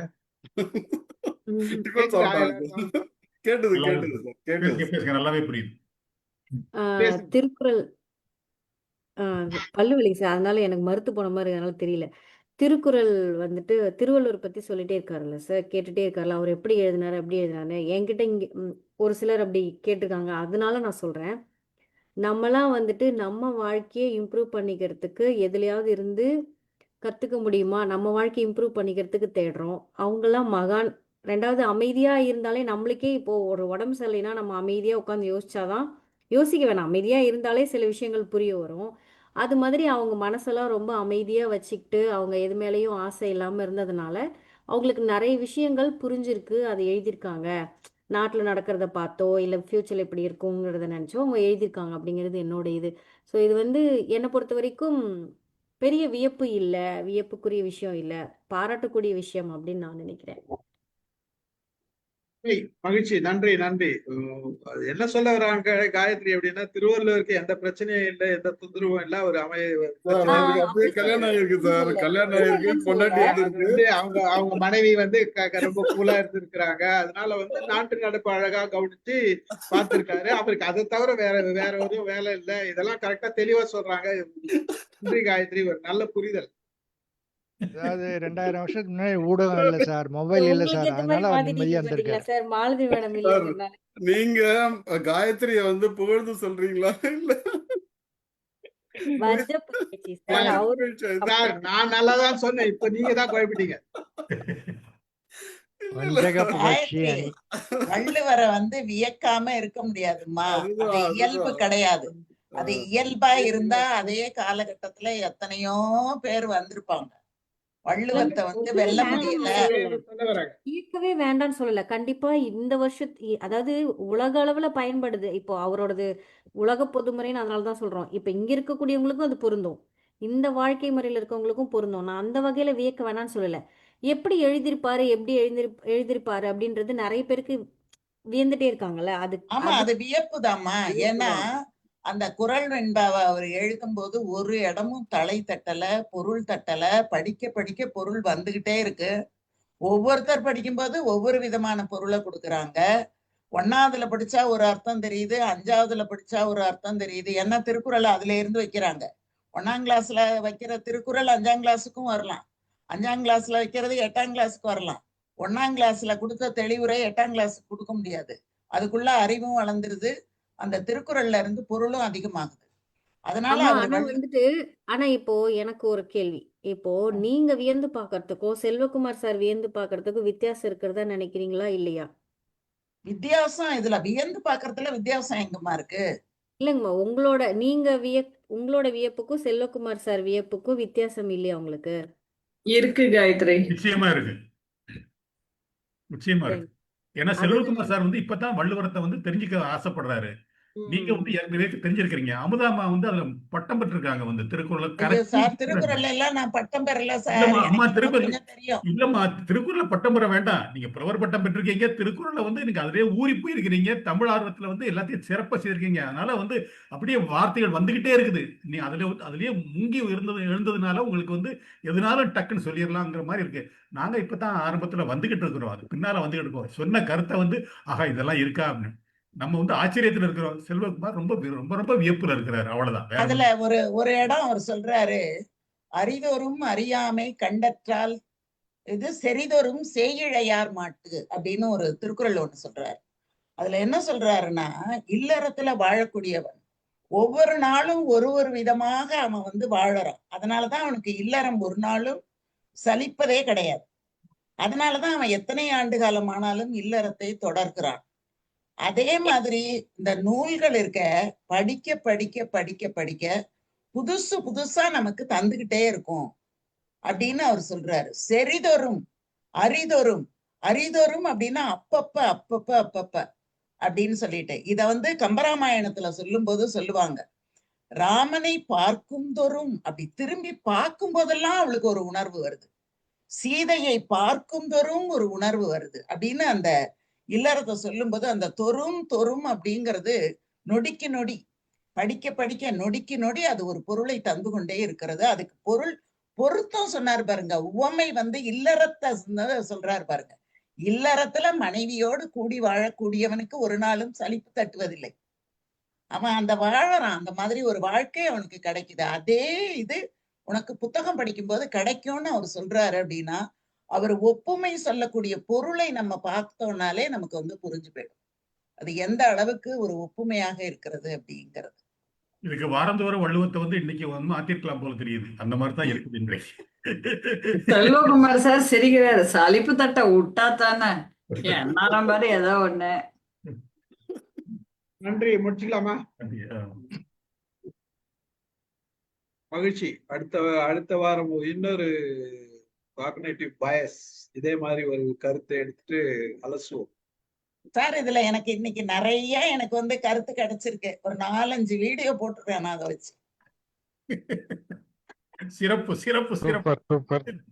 மேடம், அதாவது இந்த மாதிரி ஒரு சில விஷயங்களை நாம எடுத்துட்டு இது மாதிரி தியரிஸ் நிறைய இருக்கு. ஆனா நம்ம ஒவ்வொருத்தரும் என்ன பண்றோம்னா வாழ்க்கையில நம்ம அனுபவிச்சதுல விட கலந்து சொல்லும் போது அதனுடைய பொருளை வேற பாக்குறவங்களுக்கு இது உண்மையாவே இதை புரிஞ்சுக்கணும் நிறைய அப்படின்னா முழு வீடியோ பார்த்தாங்கன்னா அவங்களுக்கு இது மட்டும் இல்ல பல விஷயங்கள் புரியும்.